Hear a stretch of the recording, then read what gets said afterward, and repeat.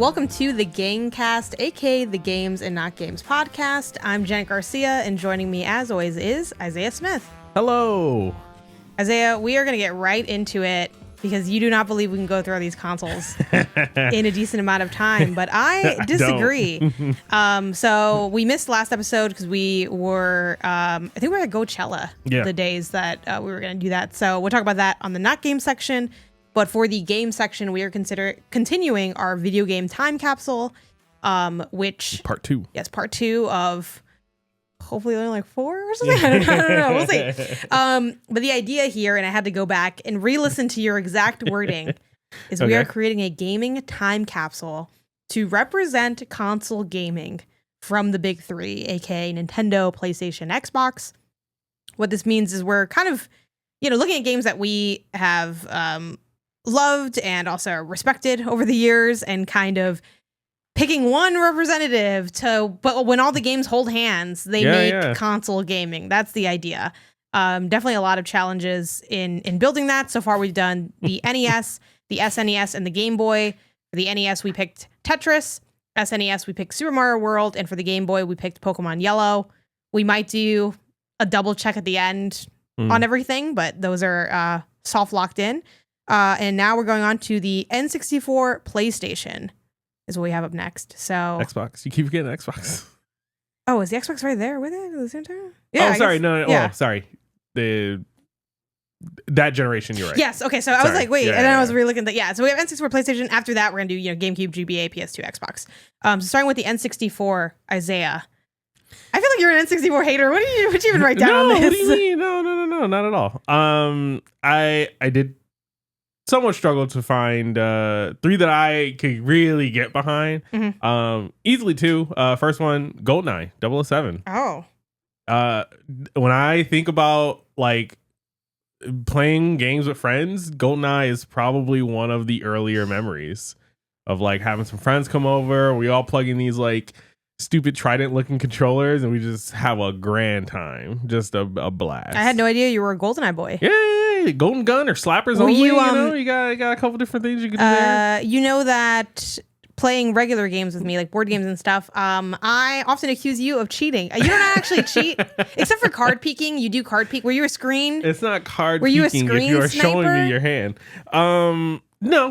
No. Really? I figured you'd be like, oh, you're showing me your corner of the screen. I mean, so. I don't know. Do I see that they're outside? All right, so this man was cheating. Yeah, it's not cheating. It's not cheating. If I'm trying to look at my screen. Look, TVs were like 16 inches back then. I can only look away from your Don't play corner. GoldenEye with Isaiah. That's all I know from this.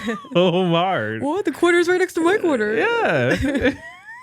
I never played GoldenEye as a kid. I played it, I think, a little bit as an adult, like when it came to Switch Online. I think it's on there. Okay. But you know me, I'm not a shooter boy, so I don't. That's fair. I'm like, is this good? I don't even think I'd know. And also, all right. I mean, moment in time, I guess. It was fun. The campaign was actually solid. It was fun. I never like got too deep because I was a dumb kid, and at a certain point, I just would get lost or wasn't sure what to do. So it evolved very quickly, back to being a multiplayer thing. It's good that we have GoldenEye representation though on the podcast because it wasn't going to come from me. This is the farthest game in my mind. Okay, N64. I'm going the classic, the iconic, of course, Super Mario 64. Yep. Let's go. I was sure you were gonna. Let's go. I was sure you were gonna bring that up. It's a good game. It's a good game. I don't think it's the masterpiece. Is it your GoldenEye? I don't think it's any longer the masterpiece. I think when it came out, it probably was like, holy crap, how games can't get any better. But now I've played so many other new games. I will say that does hit. And also, this time capsule is about representation. So you are absolutely right in putting it in there. Okay. I won't talk too long on this one, but I feel like we, oddly enough, probably talked about it, right? Because we've been talking about a lot of the Marios, just kind of lumping them together. Yeah, this is like the pinnacle of 3D platforming in the genre. And before I know you're an Odyssey stan and stuff. Yeah, and I like Odyssey too. But here's the thing: like Odyssey exists on the back of Mario 64, and pretty much every 3D platformer exists on the back of Mario 64. It is like a core I don't know if there's that many. I mean, I'm sure you can like point to other quintessential games in other genres, like the iconic shooter. You know, a lot of people look to GoldenEye for that multiplayer stuff like that.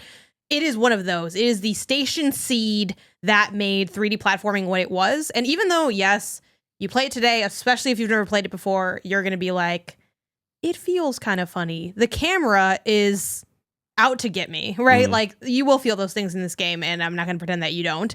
But the design ethos of Super Mario 64 is brilliant. It is creative. It is interesting. It is filled with secrets and intrigue.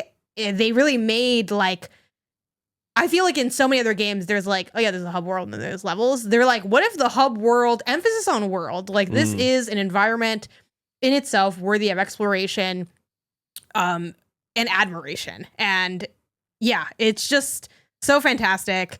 Running down that hallway before you get to start. There's so many detailed, smart, innovative, cool things. People are still chasing that high. You know, I was looking at the, I'm watching that long ass Psych Odyssey documentary. And what were they thinking of when they were designing it? They're like, I want to make Wet Dry Worlds from Mario 64. Now, I don't know if that ends up working out for them because they're kind of like, we never thought to ask, like, is this going to be actually like fun to play? Because Raz can't swim. So it's like, well, what are we doing with this is our fake Wet Dry World? I don't know how it turns out. And I never played the Psychonauts games. But why were they having those conversations? Because when you think 3D platformers, you are thinking Super Mario 64.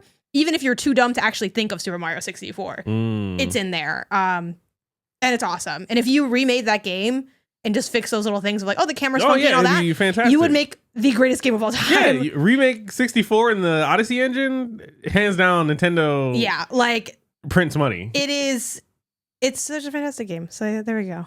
Mario 64. That's my pick. My next N64 pick is another great time with friends. Okay. We got Super Smash Bros. Oh, the classic. Okay. The OG, the original. Fun time. You got Mario, you got Pikachu, you got Donkey Kong, you got, all your friends coming together, fighting, slashing, punching, kicking. It's a good time. The iconic worlds introduced and music and characters and everything. It was great. I guess you didn't like it, but I thought I didn't really play it, to be honest. Oh, okay. Maybe I'm sure I had it at one point and we rented it at least or something. But like when I think Smash, I feel like we got a later spot for where Smash Bros. That's fair. It's a good argument. But yes, it's kind of the first are always a big deal. My other one, I'm gonna go Pokemon Stadium 2. Wow, all right. Which maybe I should just go Pokemon Stadium 1. I kind of put 2 in parentheses. I could take 1 or 2. It doesn't really matter. I have a couple like that. I believe 2 is technically better, but 1 is the one that I feel like I played more. Yeah. I'm still playing that Kids Club today. Kids Club it is hits. So fun. Shout out to a game that's in the main game is also like really incredible and just a cool, really different way of fighting. I feel like Pokemon Stadium is what the gym battles are supposed to feel like, but they don't. They don't. Yeah. Like it was so exciting. I think too, like the magic of being visually overwhelmed by really seeing like if memory serves me correct, I feel like it's kind of the first time I really saw this. Really seeing a Pokemon's move in a video game, because before it's kind of just like sprite animation work and it's like they throw a couple like electricity bolts or whatever. This like when you do like surf in this game and the whole arena gets flooded with water, it is so cool. It hit. Yeah, it really is just like a colossal kind of vibe. And then the Kids Club, which is just a side thing. Oh, it's so good. Some of the best mini games ever made. And on top of that, if you got the little attachment, you could play your game, but you could play your Pokemon Yellow on the big screen. Yeah. With Stadium, which we know Pokemon Yellow was our choice for the Game Boy. Yeah, no, I didn't even write that down, and that is honestly a big miss for me. So I like that. My last option, which I was pretty sour on this game for a while, but then I recently, like within the last like 2 weeks since the last episode, I picked it up a little bit. Oh, okay. Started playing a little bit. Legend of Zelda: Ocarina of Time. Oh. I picked it up again. I'm trying it again, and now that I've matured. Yeah. I think I'm enjoying it more. I want to see more of it. Now, I'm not saying this necessarily should be our pick, but I do think I understand now, just from the bit I've played, why why it at least should be nominated. You know, throw the name in the hat. I'm glad that you have that on here because I had it like as a thought, but I really didn't. I didn't play these games on the N64, which I think ports can count for these conversations. I hope whatever. So. Yeah, you're playing it on like different ways. Yeah, you know. Yeah, everyone means. But I did dabble a little bit in Ocarina of Time. Same deal. I'm just kind of like, I don't know. And the Majora's Mask as well. And I do feel like those are iconic, big deal, well-designed Zelda games. It's just like, the thing about Zelda is back in the day, you really did have to be a little smart. And I'm like, I don't want to be. I don't want to be. Fair. I don't want to be. Yeah, I don't know. But they're obviously really cool games. So I'm glad that we can get someone to speak on that. I guess my last pick then would be, I'm just going to go, platformer down. We're going Banjo-Kazooie. Okay. You know? All right. You're going around. It's another great 3D platformer. I think sometimes it's obviously easy to get overshadowed by like Mario 64 is better than Banjo-Kazooie. But Banjo-Kazooie represents the fact that like you can make a good 3D platformer that isn't a Mario game. I feel like we have that conversation a lot in the modern era. Specifically with Astro, people being like, oh my God, another good one who isn't Mario. We've basically been seeking someone that isn't Mario for a long time. And every now and then someone steps up to the plate. Someone steps up to the plate a little bit. And Banjo-Kazooie, really innovative, fun world.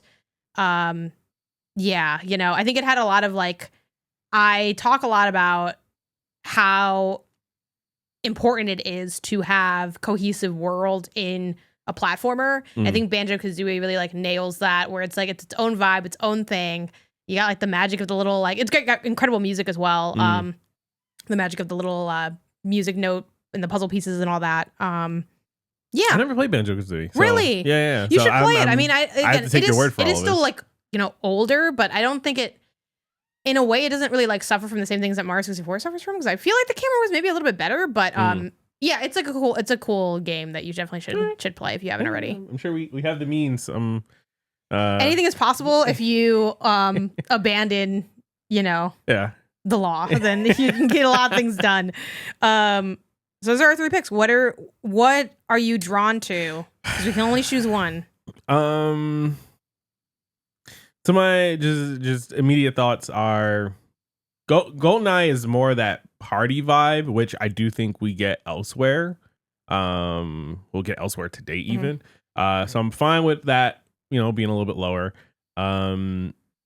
Smash Bros. Also really good, and there's a high likely chance it'll come back later, but it does have a little bit more competition later too. So it's like kind of push pull.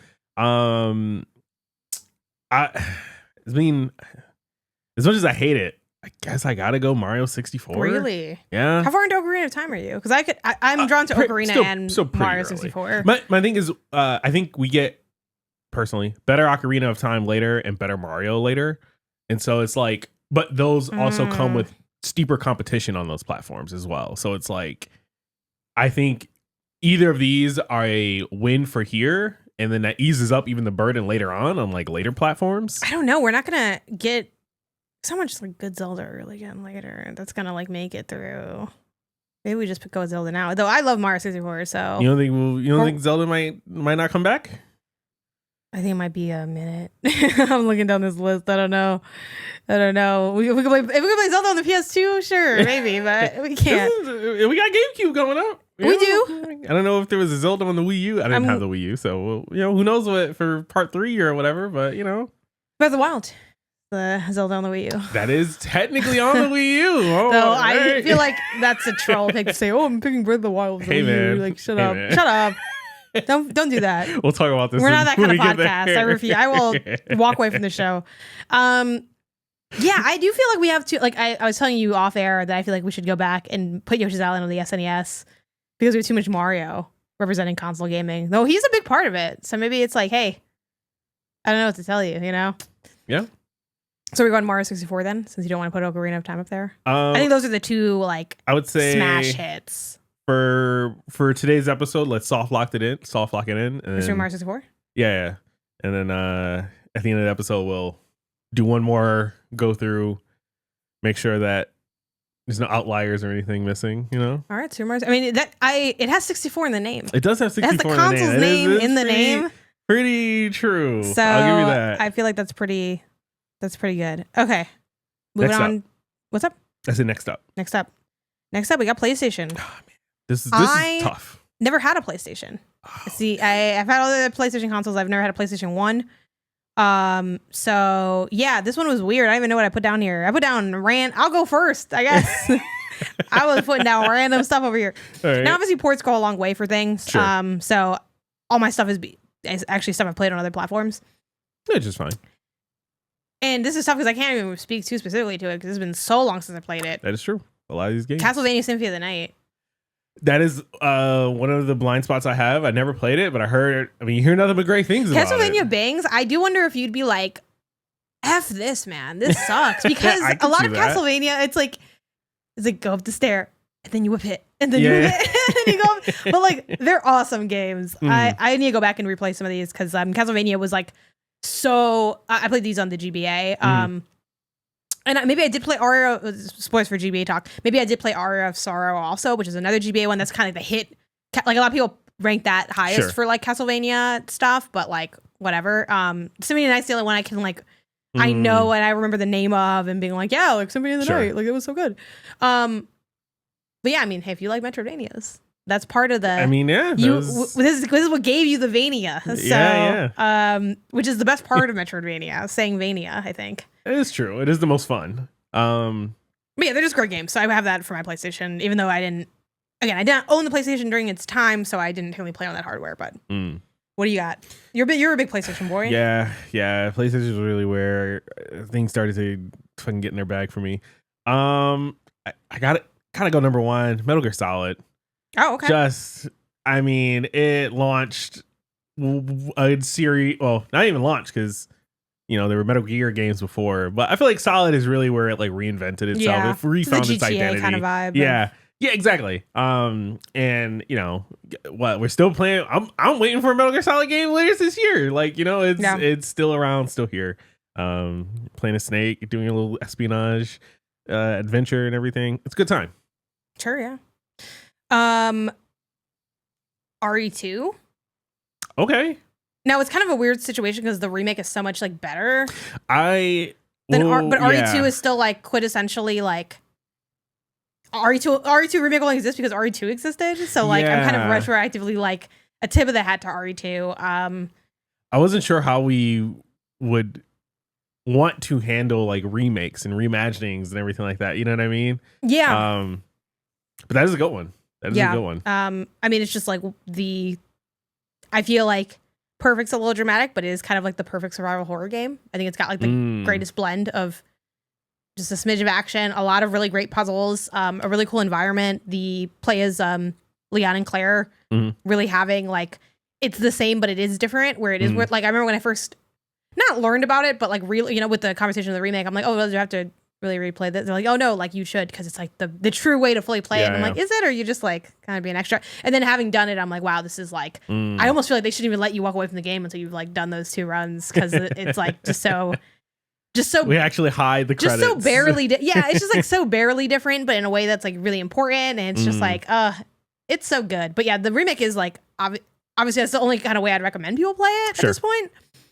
But it's like, again, the remake wouldn't exist without the original, so that this is my nod to the original, even though, maybe I dabbled slightly in some port before the remake came out, but like barely.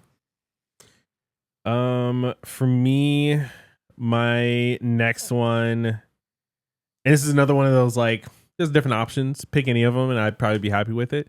The Tony Hawk Pro Skater. I had that on there personally. 3 was the one I probably spent the most time with and like remember most fondly. But I know that 2 is also like a banger, and like when you look up lists, a lot of people actually have 2 probably higher. Yeah. But for me, I go 3. For us, down for whatever.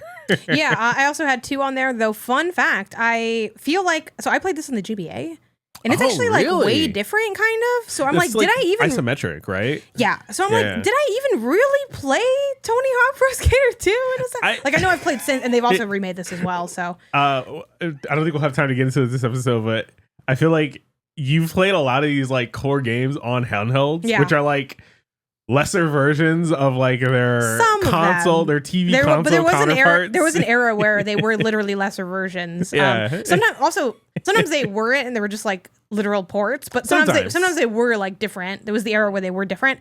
And yeah, Tony Hawk was different. corely different on the GBA. It had the same energy, the same spirit. And it was awesome. And I loved it. It's an incredible game. But I remember playing it was one of those things where I'm like, I played they kind of did like a remake of it like recently. And I played that. 1 and 2. And I'm like, this is like really hard to play. I don't remember this being this hard. And it's because like the GBA one is like much more like simplified. Like even more arcadey. So I'm like, do I even like Tony Hawk Pro Skater 2? It's like kind of like an existential crisis about it. But not to that. And then again, we shared that. So what's your last one? Last one, I'm gonna go Tekken. I spent a lot of time with Tekken 2, but again, 1, 2, 3. I think we're all on the PS1. Happy to go any of those or all of, however you want to slice and dice it for consideration. But yeah, no, Tekken was like a fun time, man. It was like some of my early memories is like coming home from school and like booting it up and just like wailing on people. You know what I mean? Like wailing on my friends and everything like that. So good time. Where do you lean on for this? I mean, selfishly, Metal Gear Solid, I think, is like really the standout game from not just this platform in general, this generation. Like it's, I guess so, but so stupid. We are going to just get to talk about Metal Gear Solid again. That is true, but like again, and MGS2, I think is like way better than Metal Gear Solid. Probably. I mean, also, I probably barely played Metal Gear Solid. I think MGS3 is better than MGS2. And so I think that I could live with that. I disagree, but also it's been a long time since I replayed them, so maybe I would agree if I had read them back again. But either way, that's a different time. So it's true. I don't know. I also think that you bringing up MGS2 and ME3, and it's like, again, that's the next generation. So much deeper competition. I'd rather leave room for other things to hopefully surface once we get to PS2, Xbox, GameCube. I guess, did you play old Resident Evil at the time? I did not. Okay. No. It was the spooky. I didn't like the spookies. There was like, I think it was 1. Yeah, because I think 1 is where you go into like the mansion. You go into like a hallway and there's like these 3 zombie dogs in there. And one is really scary to me. This franchise. We should play it sometime because it's like a pain in the ass to play. Because it just doesn't feel that good in the modern era, and also it's like probably way less scary now that it's like little sprites and stuff. One thing I will say going into this that I'm hoping for is also us choosing games that do age the most gracefully, and I feel like Metal Gear Solid, I feel like ages pretty well. Like if I had to boot it up today and we played it, I think we'd have a pretty good time mechanically. I don't know if I could say the same with RE2 for RE2 with the tank controls and everything. It's like I'd probably get used to. I'd be able to get used to it for sure. But I think it would be. Was it still tanked at the time? Maybe it was. Honestly, even if it wasn't, it still doesn't feel that good. Because I remember them. That's why they keep remaking 1. Yeah. And I remember like every day I'm like, make it again, because like it's the only game where it's like it has like a million remakes. I'm like, you got to make it again because it's still it ages really quickly. Okay, let's go Metal Gear Solid 2 then. Metal Gear Solid, I mean. So it's just so. Right. I'm like, why am I stopping at Solid? Ugh, okay. Pretty nice pairing. Metal Gear Solid and N64. Super Mario 64. Super Mario 64 on the N64 and Metal Gear Solid on the PlayStation. I feel like that's like an era-defining pairing right there. Yeah. All right. Next up, we got the GameCube. You want to start off with what do you got for the GameCube? Well, what's your history with the GameCube, really quick? I had a GameCube, but to be honest, I still did most of my gaming on PS2 by this point. Okay. I did play, some games on GameCube for sure. To be honest, the games I played then are not actually on this list much. Sure. But still, give some shout outs where applicable. What do you got? For me, it is a toss up between these two. So I'll just pick this one first. Legend of Zelda Wind Waker. Yep. I didn't play this on the GameCube, but it is a GameCube game. I think we already said that, like, remakes, remasters, all kind of like. Did you play this fluid, through Mysterious Means, or I forget if you played it on the Wii U? Oh, I think I played it on the Wii U. Yeah, I played it on the Wii U. Yeah. The Wind Waker HD. Yeah. It was a good ass game. It's an incredible game. So good. Love this game. Such a good time. Yeah. Remake it again. Screw it. Yeah, I mean, I would love, and people would go wild for like Switch 2. We've been wanting a port of that HD version on the Wii U. That is the best way to play it. But I also think the way they're not drastically different. The Wii U basically just makes one of the missions like less hellish, and also it does have the niceties of the gamepad. I think it does function really nicely with the map. Yeah, that's true. People are quick to hit on the Wii U, but it was fun to have that second screen. to age you. What if another screen near you aided you in the game instead of just having you scroll on your phone?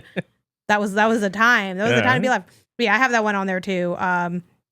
My other one is, of course, Super Smash Bros. Melee. That was my second one. This is my pick. I feel like I don't even need. You don't gotta give me 3. I only need the 1. This is in my opinion, this is like the greatest fighting game of all time. I think that this game is incredible. Not only is it the classic Smash Bros. Thing of it's fun casually, it's also really great competitively. Yeah, it is. Talk about games that still hold up now. People are still playing this game today, and I knew when I was a kid somehow. I don't know, because I wasn't even like, I wasn't born a game critic. I was just playing video games. But when we got Smash Bros. Melee, I knew that this was something special. Mario Party 4, people don't talk about it as much as they did with Smash, but those are my 2. But I was locked in on this game. I think it is so incredible.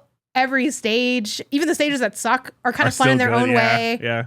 It's like, we all know Pokeflows is kind of BS, but like it's kind of fun just to like feel wacky. I think the only one I really hate is like the Ice Climbers one that like auto goes up. It's like, I don't know, what are we doing here? Yeah. And it's just a game of who dies. But I don't know, it's its own thing. Yeah. Who can platform better, I think it's the Smash Bros. Melee, I also think is kind of the perfect mix of being additive without being overwhelming. I do think in the modern era, Smash Bros. Ultimate, it's cool. It's a great game as well. Lots of characters, blah, blah, blah, blee, blee, blee. Sure. But it's kind of got so much that it's like a little, it's almost like it's like, okay, we're our thing is we're everything. And I'm like, okay. I mean, that's cool. But I think Smash Bros. Melee has like the best feel as well for how the characters control. Obviously the wave dashing thing is cool. Never learned how to do it. Still had a lot of fun. But yeah, if I could only play one, basically I don't even need to only play one Smash Bros. Game for the rest of my life. And I still choose to I opted into this myself. I was going to say, yeah, you still only play one. Yeah, it is. I think it's the best one.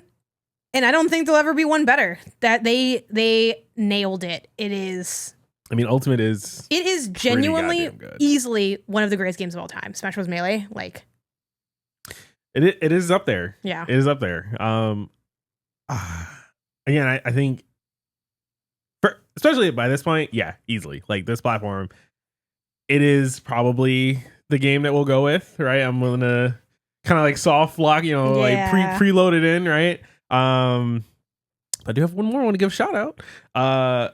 This generation was the launch of Resident Evil 4. Now, I didn't play Resident Evil 4, kind of like you with your Resident Evil 2. I didn't play it on GameCube or in this generation. I played the like most recent remake. But I mean, if this is where it's coming from, I want to at least give it a shout out, because that game is fucking amazing. Incredible. There's no word to express how good of a time I had playing that game. So if little kid me had gotten over my fear and played Resident Evil 4 when it came out, I'd be a different man. Yeah, for sure. And I think my last one, because I also shared Wind Waker with you, my last one, this is tough because I feel like you're probably just gonna have it on like PS2 or something, just on their platform. But the NBA Street games, I did play those on GameCube. My go-to one was the first one, even though I do think, what did we decide? The second one is I think the second better. one is the best. The second one's the best one. The third one gets kind of weird. Home court, low key. Third one has a Mario Luigi. Yeah, we're Peach. definitely gonna buy that at some point on the GameCube. Once I rebuy my own GameCube, because whatever, we're missing a lot of things. It's fine. But yeah, I played those a lot. And then tip of the hat, Mario Sunshine. I do love that game. It is a messy ass Mario game, but like, yes, it is. I think it falls into that.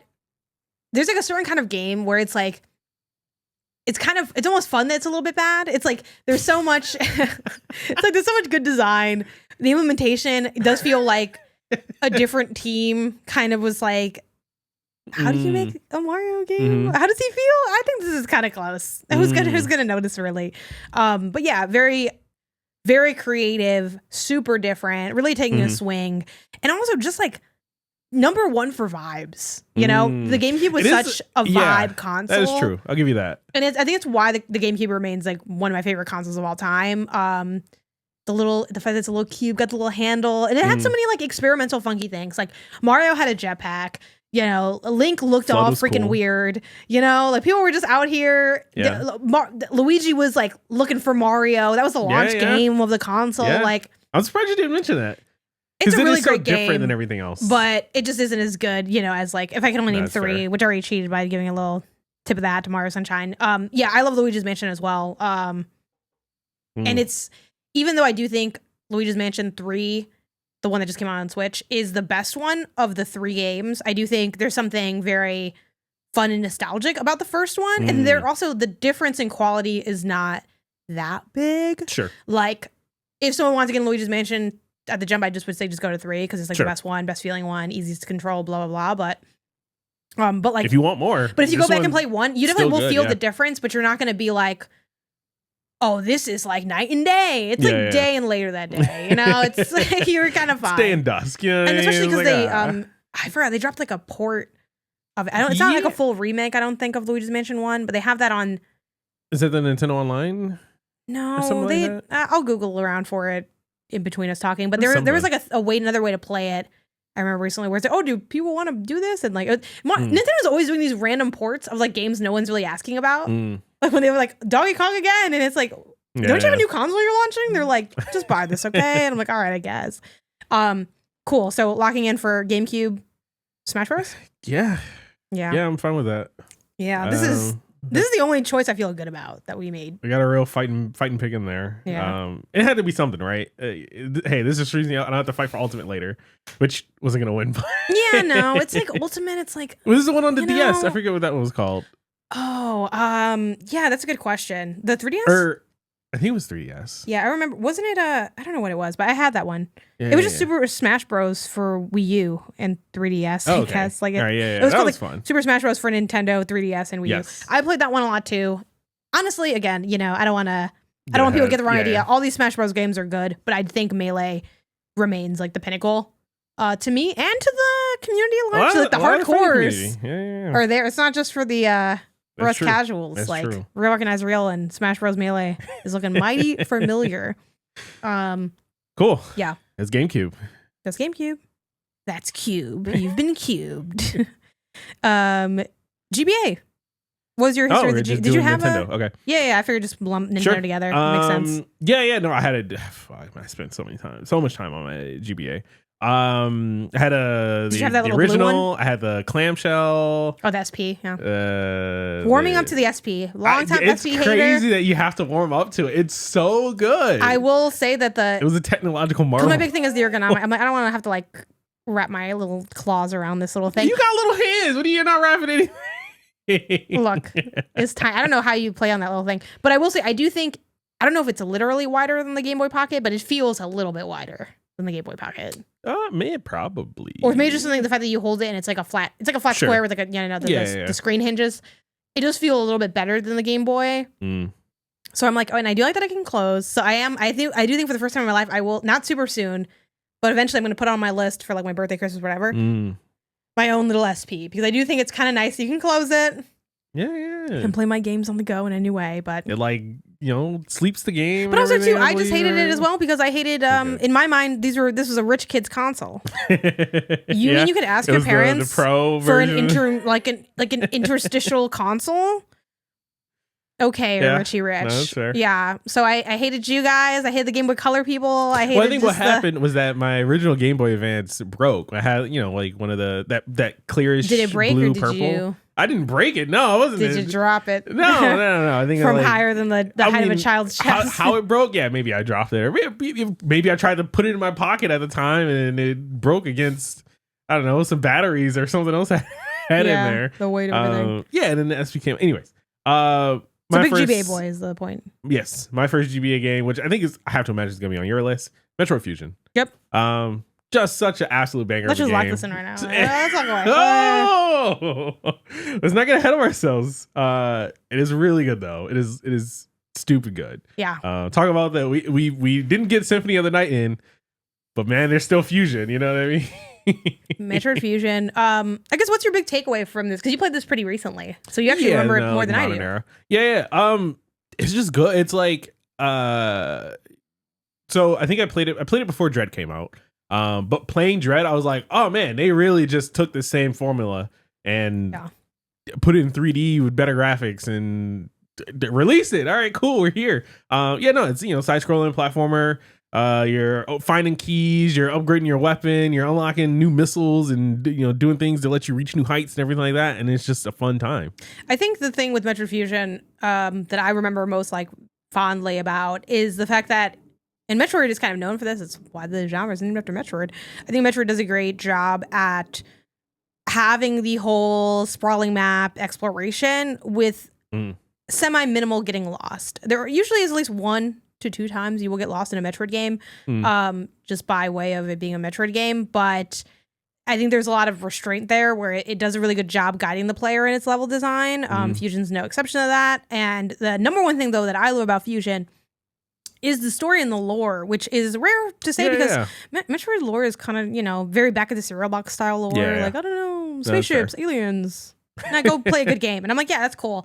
But just the fact that the Metroid fusing to her suit, like, I think that is like the coolest shit ever. Yeah. It is still like so, and then the suit design is so cool. Like, my dream cosplay is that suit. I think that suit is like the greatest looking thing in a video game like ever. The blue and the yellow. It was so badass. And I'm just good. a big fan of that trope in like nerd media and media in general. The like kind of being able to wield like a poison in a way, because that's kind of what like a Metroid is. Essentially, you know, it's like a foreign entity that's, you know, messing with her suit and her body and stuff like that. I think that is so cool, you know, spoilers for later conversations on the Jak and Daxter franchise. But like, that's one of the cool things about like Jak 2 is that he can wield Dark Eco. And I think that's such a fun subversion to like in the first game, Dark Eco hurts you. And now this one, you can use it for this Dark Eco power. And it's like, oh, this is like, I love things that can recontextualize established lore, and Metroid Fusion is such a slam dunk recontextualization. Also, those little floaty Metroids, you kind of want to eat those, don't you? Like I do. I do not. Don't they look like they look kind of like gummy snacks? I do not. And I don't like, agree with that. And they like kind of float around, and it was not just so an fun. Official endorsement of the Games Not Games. Yeah, podcast. they look scrum diddlyumptious is what I'd say about those. So yeah, it was just a cool, badass. Good ass game. It is really like one of my favorite games of all time, Metroid Fusion. I do want to go back and replay it at some point. And you claim that it'll still be fun. So I think so. I'm scared for how hard it'll be. Maybe I'll play it through nefarious means so that I can rewind my little gremlin way around. Because those games were really freaking hard. But yeah, I love this game. So I guess since we shared that one, my next one, and this is probably a tough sell, but not. I feel like if you know, you know. Dragon Ball Z Legacy of Goku. Okay. It is a adventure game. So like think, you know, open world adventure game, but you're Goku going through the like Frieza saga of. That sounds awesome. You said Dragon Ball Z Legacy of Goku? Yes, there was Legacy of Goku 1, Legacy of Goku 2, and then Dragon Ball Z Boost Fury. Which is like kind of the third one. The first one was the one that I spent all my time with. It stopped at the Frieza saga, but it was like so good. You finally go Super Saiyan at the end and all this stuff. Really good time, adventure, sort of like RPG kind of adventure thing. And honestly, it might be second to my third pick. It is probably the like game series I spent the most time with. Nice. On GBA. Yeah, I've never played this. We got to pick this up. And fuck, man, that'd be have so it in the collection. good. Because one thing I love about retro gaming is a big thing I look for, especially as someone that like, I think you were like me. You had like a dozen games, maybe 2 dozen, like, you know, like nothing wild or anything. Is there so much like unplayed stuff for these eras that I'm like, oh, you can find like, now it's new again. It's like $6. Yeah. Yeah. Some of the obviously some games can be expensive, but like a lot of the games that I go for, like not very expensive. And I don't imagine, I don't know what DBZ Legacy Goku is going for, but I feel like it's got to be under 15. Ain't nothing like them Pokemon games. No, man. What? $400 for a big face for a Pokemon game? This is wild. Okay. Another shout out, Super Mario Bros. 3. I'm guessing you're gonna have this on here too. No. To me, those same as Super Mario World. Yeah, we got that but already Bros. with Super 3 Mario is better World. than World, and I know that, and I really know it now. Is Bros 3 better than World? I think we went up against World and we decided on. No, we just talked about it against, but we didn't. You know, it came out on a different. You know what I mean? Like, I guess. Yeah, I do think Super Mario. With the NES, and we did talk about that. Super Mario Bros. 3 is better than World. Yeah, I think we did establish that. I say World is better. Oh, really? Yeah. Wait, hold on. Where you I get think the I flipped them. Is World one we just bought? Yes. Okay, you're right. Never Yeah. mind. I still want to shout out to Mario Bros. 3 because it's No, cool. okay. But no, you're right. Shout Sorry. out for sure. World is better, and I know that because I started playing Mario Bros. 3, and I said, "Why am I not playing Mario World?" Yep. So, yeah. Actually, fucking throw Mario Bros. 3 in the trash. My bad. Never mind. Actually, I still want to name it anyway because I do love that game. So, we talked about it a little bit already before, about the stage stuff, and I think too, playing it now because I just started replaying this game recently. It does have like that classic, what I thought it had. Very simple design and completion with a bunch of secrets. I was watching a no commentary like Let's Play of someone playing this game, and I realized I'm fucking horrible at games. They're doing stuff. They're running through the back end of the code of the game. Like I don't even know what's going on there. And I'm like, the fact that you can do this kind of stuff is just super cool. Yeah. And I will say shout out to little stuff they did too with the map. Again, I think the Mario team in all its different versions is always like looking at how to kind of do more with what they're presenting and really making things meaningful. I think it's a big part of Nintendo's design, and it's felt in a lot of their games. But even still, like that little freaking guy walking around the map, it's like like the gamification of the map itself. It's like nothing is wasted. So shout out to Mario Bros. 3. What else do you have? So good. Yeah. Now that I have World, I put that Mario Bros. 3 in the garbage where it belongs, and I'm ready to get into World. I'm gonna go only because it's so different from everything else that I played, and I haven't really played anything like it since. Although I know there are games that kind of like fall in the same genre now. The Mega Man Battle Network games. Yeah, you do love these games. I got that for you, right? Yeah, you got me Battle Network 1. Thank you. I played it. And you're like, I'm hungry. I'm like, oh my god, I'm sorry. You got me that. They dropped the network collections on Steam, and so I got those as well. And it's essentially the literally exact same thing, except they take what normally is exclusive to like nefarious means and just put it in the real game. And so I'm like, okay, great, even better. I can like save wherever I want and hot save and do all that kind of stuff. But I mean, those games, I spent so much time playing these. Me and my cousins would all play, and it had the Pokemon thing where they'd be like, Network 2 had like a blue and a red version or something like that. And they were like, oh, like I'll get the red, you get the blue, and then we'll like battle each other and trade cards. What kind of game is it? It is a it is a tactical game. It's sort of like the gameplay is you have it's like a deck builder tactical game. Okay. Where instead of decks of cards, you have chips that you can like send to Mega Man and have him like do abilities and stuff. But you play on a 3x9 or 3x6 grid or something like that. And you can like, move up and down, left and right to like avoid your enemies like attacks, as well as like get in position for your own attacks kind of thing.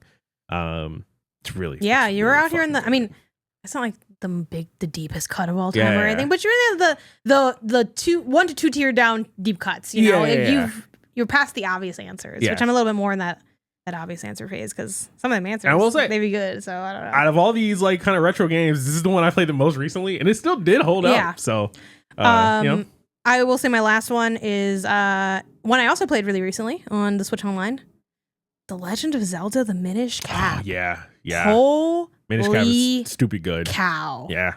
If anyone can kill Metroid Fusion, it is The Legend of Zelda: The Minish Cap.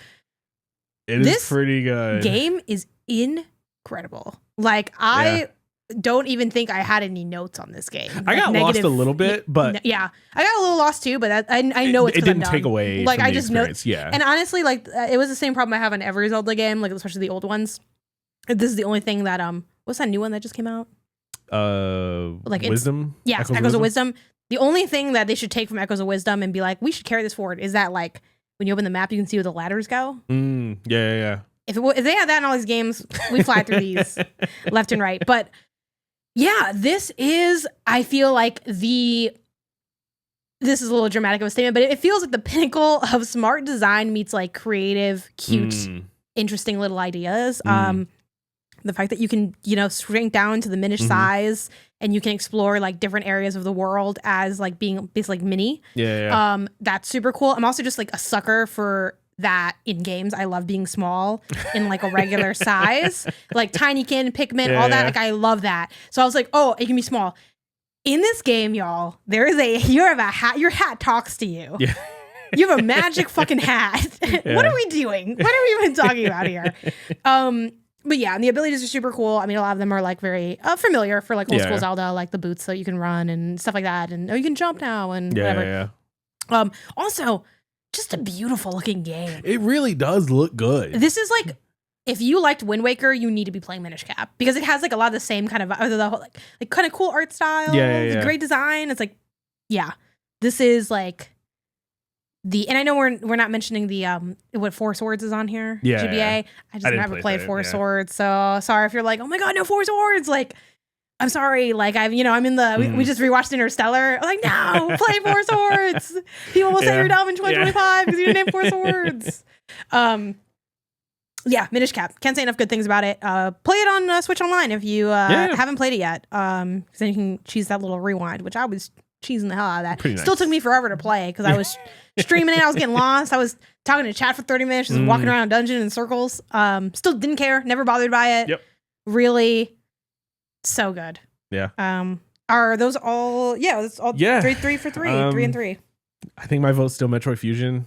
It is still. I do love Metroid Fusion. I think about Metroid Fusion often enough that it is probably at the top of this list. All right. You know what? I'm cool with that because Metroid Fusion is one of my favorite games of all time. Yeah. But I will say Minish Cap is a great second makes pull. a big run for my money because I like literally when I was playing it, I'm like, if this game came out this year, I think I played like 2 years ago. I'm like, this would be like near the top of the list. Yeah. Like, yeah. though, Talk about games that hold up. in defense of Fusion, I think if Fusion came out, that probably would just be at the top of that might just be at the top of the list. Like, but granted, every year it's kind of a good year for gaming because I was looking at I'm like, oh yeah, what was the top of my list then? It was like Tears of the Kingdom or something. I'm like, okay, well, Tears of the Kingdom is really better than Minish Cap. Sure. But yeah. Anyway, Metro Fusion. Yeah, I think I'm good with that. That probably is the right choice. But Chat said Minish Cap. So good. All right. PS2.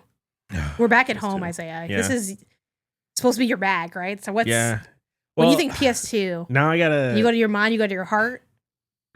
Okay. What comes out of All right, there? I'm going to my mind palace. What comes out of that heart, mind, basement attic combo? So I was gonna suggest Snake Eater here because I think Metal Gear Solid 3 Snake Eater is probably one of the best games. But because we already have some of that representation on the PS1 now with Metal Gear Solid, I'm actually gonna go to my second slot and say Grand Theft Auto. Which one? I spent the most time with 3, but the name of that? Is that it was just 3. It's just Grand Theft Auto 3. Oh, just 3. Yeah. And then Vice City and then San Andreas were after that. Yeah. Arguably better games, but to me, 3 was the one that like really kicked it off. It gave us what we know as like a modern day Grand Theft Auto. And I think that it is criminal to not have any of that representation on this list just because it's so big and it is.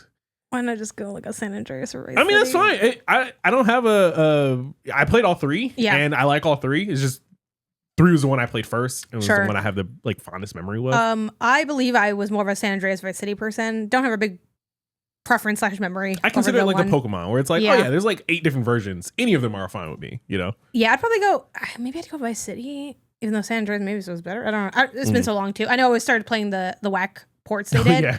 Which, like, fun fact, everyone was so mad at those. I'm like, guys, I'm fucking having a great time. Yeah. I do not give a fuck. That's how I play San Andreas. I'm like, I do not give a fuck that I mean, I get it. Like, I think people should still like be critical and ask for that stuff, and like that's part of analyzing a game. I totally respect that. But I'm like, I gotta be honest with y'all. I do not give a fuck that the window reflection is technically worse than it was on the whatever the fuck. Yeah. I am driving my ambulance. Yeah. Get off the road, fucker. Like, yeah. Okay, so cool. Basically co-sign GTA. And honestly, I guess the GTA will probably end up winning because it's GTA. But what do you have outside of GTA on here?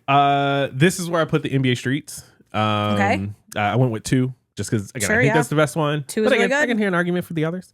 I don't know if you also had that on your. Well, you kind of mentioned it before like on the GameCube, so like tip of the hat to NBA Street.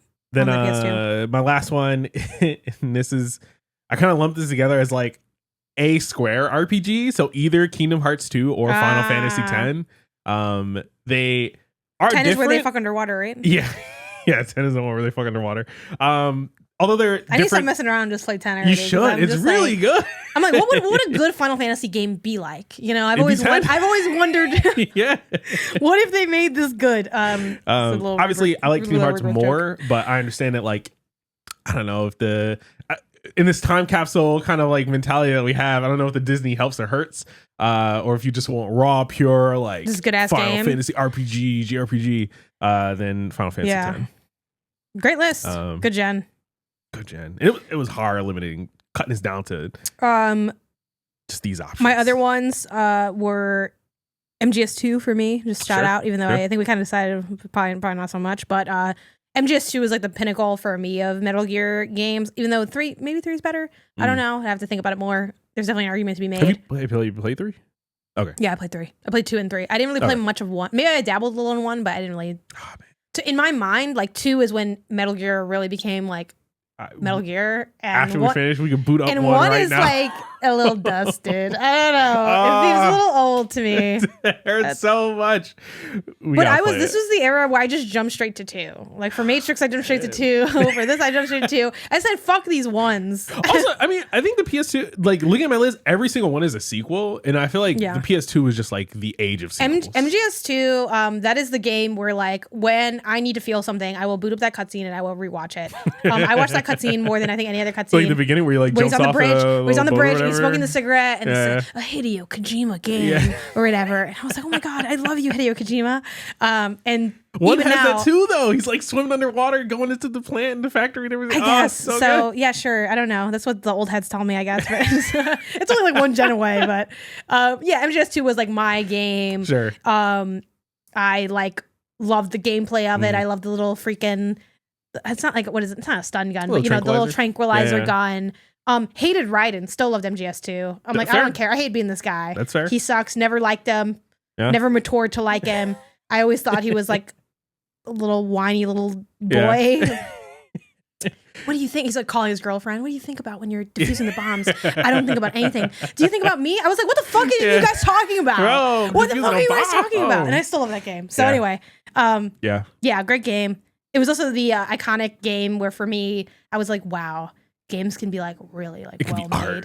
No, it's just like really well made because there was a thing where we shot a guy and he fell backwards off the boat and he screamed on the way down and that never happened before in a game, and I was like, oh my God, this is crazy. Like, whoa, oh my God, this is so real. Anyway, I can't wait for you to play Death Stranding. When I played MGS2, I was like, oh my God, this looks like a movie, and it did not. I don't know why I thought it looked like a movie. In my mind, visually, I was like, this is like a film. Yeah. It looks actually very much like a video game.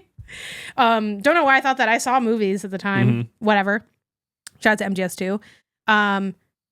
Next up, surprising no one, Jack and Daxter. Yeah, I figured it was gonna be on your list. Yeah, this is when they said who's here besides Mario. So I got something to say. I thought about shouting out South has something to say. Crash and Spyro for the PS1. Yeah, we probably should have shouted them out. Couldn't make the cut. Crash is really incredible. Crash is great. Even though it's like way too hard. Yeah. I also think Crash 4 is kind of the pinnacle of that franchise, which I wish I could tell you to play it. It's incredible. You would get too mad because it is very hard. But you've played hard platformers. If you ever want to like see if you have the sauce, if you ever really want to see if you know how we had that like argument about, you know, our platforming skills and like who's better, how competitive is it? You step to that game and then we could talk. Okay. Because I feel like you were talking a big game as someone who can't play Crash 4. So I don't know.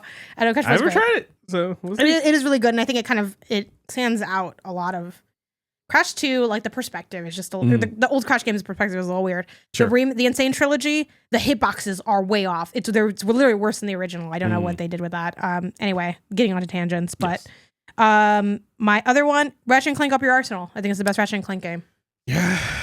Yeah, the Ratchet and Clank game. Before really I was the Ratchet and Clank hater that the internet knows, I was a stan. As most haters, I began as a stan. And again, haters dramatic. I still think it's a great franchise, but I think it's failed to innovate by quite a lot. I think they're getting quite dull and repetitive.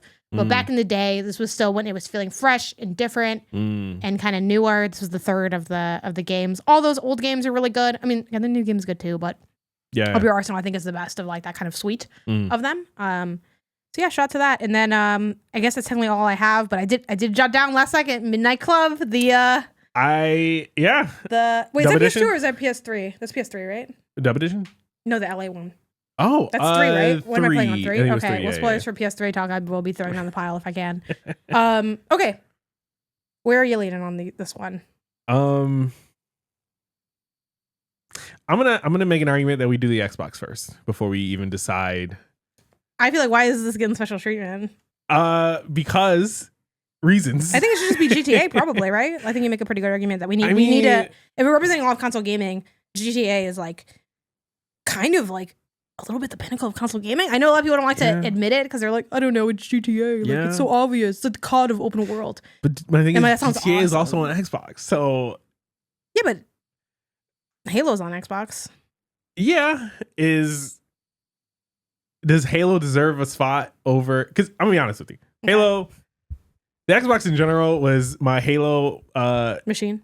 Halo machine, is like the thing I played on there. I didn't play everything else. I didn't have an Xbox, so I was like, I'm just kind of. But as far as this time capsule goes, it is my what overflow items that I have from the PS2 that I could throw onto the Xbox category. I guess because then we didn't say it had to be representative of the console. I suppose this just represents console gaming, which is one from each. I mean, I know. I'm sure anyone who had an Xbox, right? I'm like, were people playing GTA on this Xbox? It was on there. It was on there though. Yeah, but how would you know? Because I saw it. Maybe. If you don't want to do that, I mean, I guess not that's why you try to get your but... Kingdom Hearts or your Final Fantasy X on there. Is that why? I do think the PS2 was known for its RPGs as well. Even though I wasn't a big RPG boy, but that's true. It is kind of. I mean, the PS2 did everything. Yeah, it did it all. It is. It really is like the greatest console. Arguably, you know what? Top dog. You are I don't know, a little cheap, a little petty. I will allow it, the Xbox thing, just because. I don't think it's necessarily going to move the needle. I have almost nothing for Xbox anyway. If I'm being honest, I didn't have an Xbox. I wrote Halo because I played the Master Chief Collection on Xbox One back when that came out. And I had a fine time. Yeah, I gotta be honest, I was not obsessed over it, but I was like, oh, this is cool. Halo, I had a good time. It's not the best Halo, and so I'm cool with you. Whatever Halo you want to represent, like shout out to Halo. I did have fun. It just wasn't, it's not really my style of game either. So I can only really, I feel like there's a little bit of a ceiling to how much I can enjoy those kinds of games. Like I really liked Gears. One is what, like Ultimate Edition. I played that again on 1. So it's like, shout out to Gears. So it's like, okay. All right, then how about this Xbox? You had Halo. I just put I literally just put down Halo. That's fair. This is where I threw in Midnight Club 3 Dub Edition. Even though I didn't play it on the Xbox, it is on the Xbox, and it'd be great to have some racing game in this time capsule. We both like racing games. I love racing games. I don't know where else they're gonna fit. I want that LA one though. Dub Edition was probably better, to be honest. Really? I don't think the LA one was the best by any means. I can think of like 3 other like street racing games that I think are better than the LA one. But the LA Los Angeles is good. It's my can you have recency bias for a game that's like 20 years old? Unfortunately, yes. I've been playing it and I'm like, this is really good. Yeah, no, I don't think it's better than Dub Edition. I don't think it's better than like Burnout Paradise. No, but when I wanted to play, give you my PSP to play Dub Edition, you said I don't want that dusty PSP. Yeah, on the PSP, no, absolutely not. But when you play on the PSP, you get to hear. Yeah, the UMD spinning its little heart out. Yeah, that's gaming, baby. True. Let's go. Okay. So that's where I had Dub Edition. Okay. And that's also where I threw the Guitar Hero 2. I think the like whole I want a Guitar Hero rhythm instrument, living room games was such a core. Like when that happened, it took over, and I think that is also a thing that should have some representation. So to me, the Xbox is going to be the representation slot of something that was just not going to make it anywhere else. But so you're saying Halo is never going to come up on this whole list? We have a console. It could come capsule up for 360, and do you think it will? I also didn't have a 360. I honestly, I think Halo 3 on the 360 would probably be my choice. Getting ahead of ourselves a little bit. Sure. I think other contenders, okay, like so you we said, will be are seeing Gears. Halo will definitely come up in conversation again. Yeah. Okay, then I'm okay making Xbox just this like weird slot. Well, because I didn't, again, my go-to joke. I did not play these old Xbox consoles because I did not have a third sibling. I had one sibling. So he got the Nintendo, I got the PlayStation, we exchanged. No, third sibling, that'd be Xbox. We go to that room, I'd be a different person. we don't have that kid here, so this is all I had. Yeah. And then as an adult, now okay, I can get my Xbox One. I have my Series X. Cool. If you want though, I'm down to keep it authentic if you'd like, and just say, hey, no representation. It has to be Halo because that's the game. That is the like Xbox game that we have. Well, because we're going, with, I feel like we're going for a whole suite. Because the point, going back to like the sentence that we wrote, is we're trying to make a time capsule that can represent console gaming. I will say it's a little weird to have like Guitar Hero represented for that. Like when I think Xbox, I think Halo, but you know, you think a lot of things, right? Yeah, like every game kind of is represented by a lot of stuff. And yeah, where else are we gonna put Guitar Hero? Guitar Hero gotta take up some slot. It might as well be this old ass Xbox. Like yeah, and I do want to shout out some of the other like hit Xbox game. You know, I know people love Psychonauts. Trying to beat the Xbox allegations. Yeah, I gotta beat the Xbox allegations. To. I haven't played it, but I know people love the Psychonauts game. I know people love Beyond Good and Evil. I know people like fucking Perfect Dark and all these other things that are on Xbox. I'm a bit of a psycho, not myself. They were not. I did not play them, but I want to acknowledge that they exist. You know, I don't want people in the comments emailing us talking about some Isaiah's a dumb fuck who didn't play this, that, and the third. I acknowledge it. I just didn't play it. So, but yeah, Guitar Hero then maybe. Of the two, I would say Guitar Hero is probably bigger for sure. I'm cool with Guitar Hero. Cool. I was never good. Just quick negative shout out. Was never a Guitar Hero person. Never really got into playing it. Yeah, we talked about this a little bit, just like offline in our lives. But yeah, I didn't play Guitar Hero. I didn't play Rock Band. Oh man. And honestly, like, I know some people are gonna disagree with this. I hate to say it. You kind of had to have been there to really feel that magic when you go back. Because like every now and then in the modern era, you know, like I know you bought like the controllers you know, ways to do it on PC and stuff. And it is still like a bit of fun. Like I think it's a fun game. It's cool. Obviously it was iconic for the time. But it don't hit the way like I can tell when like I'm playing and when someone who like is playing again and like that twinkle in their eye, like I don't get that twinkle. I'm kind of just like I'm a fraud. I wonder I'm if a fraud on the drums. More to do with the time you play with it, and like if I gave you like you get good enough at it that you're like in a groove kind of vibe. Not even that. It's just more like if I gave you like in the modern era like the Foo Fighters collection on it, or like GNX, or like new modern music that you love more.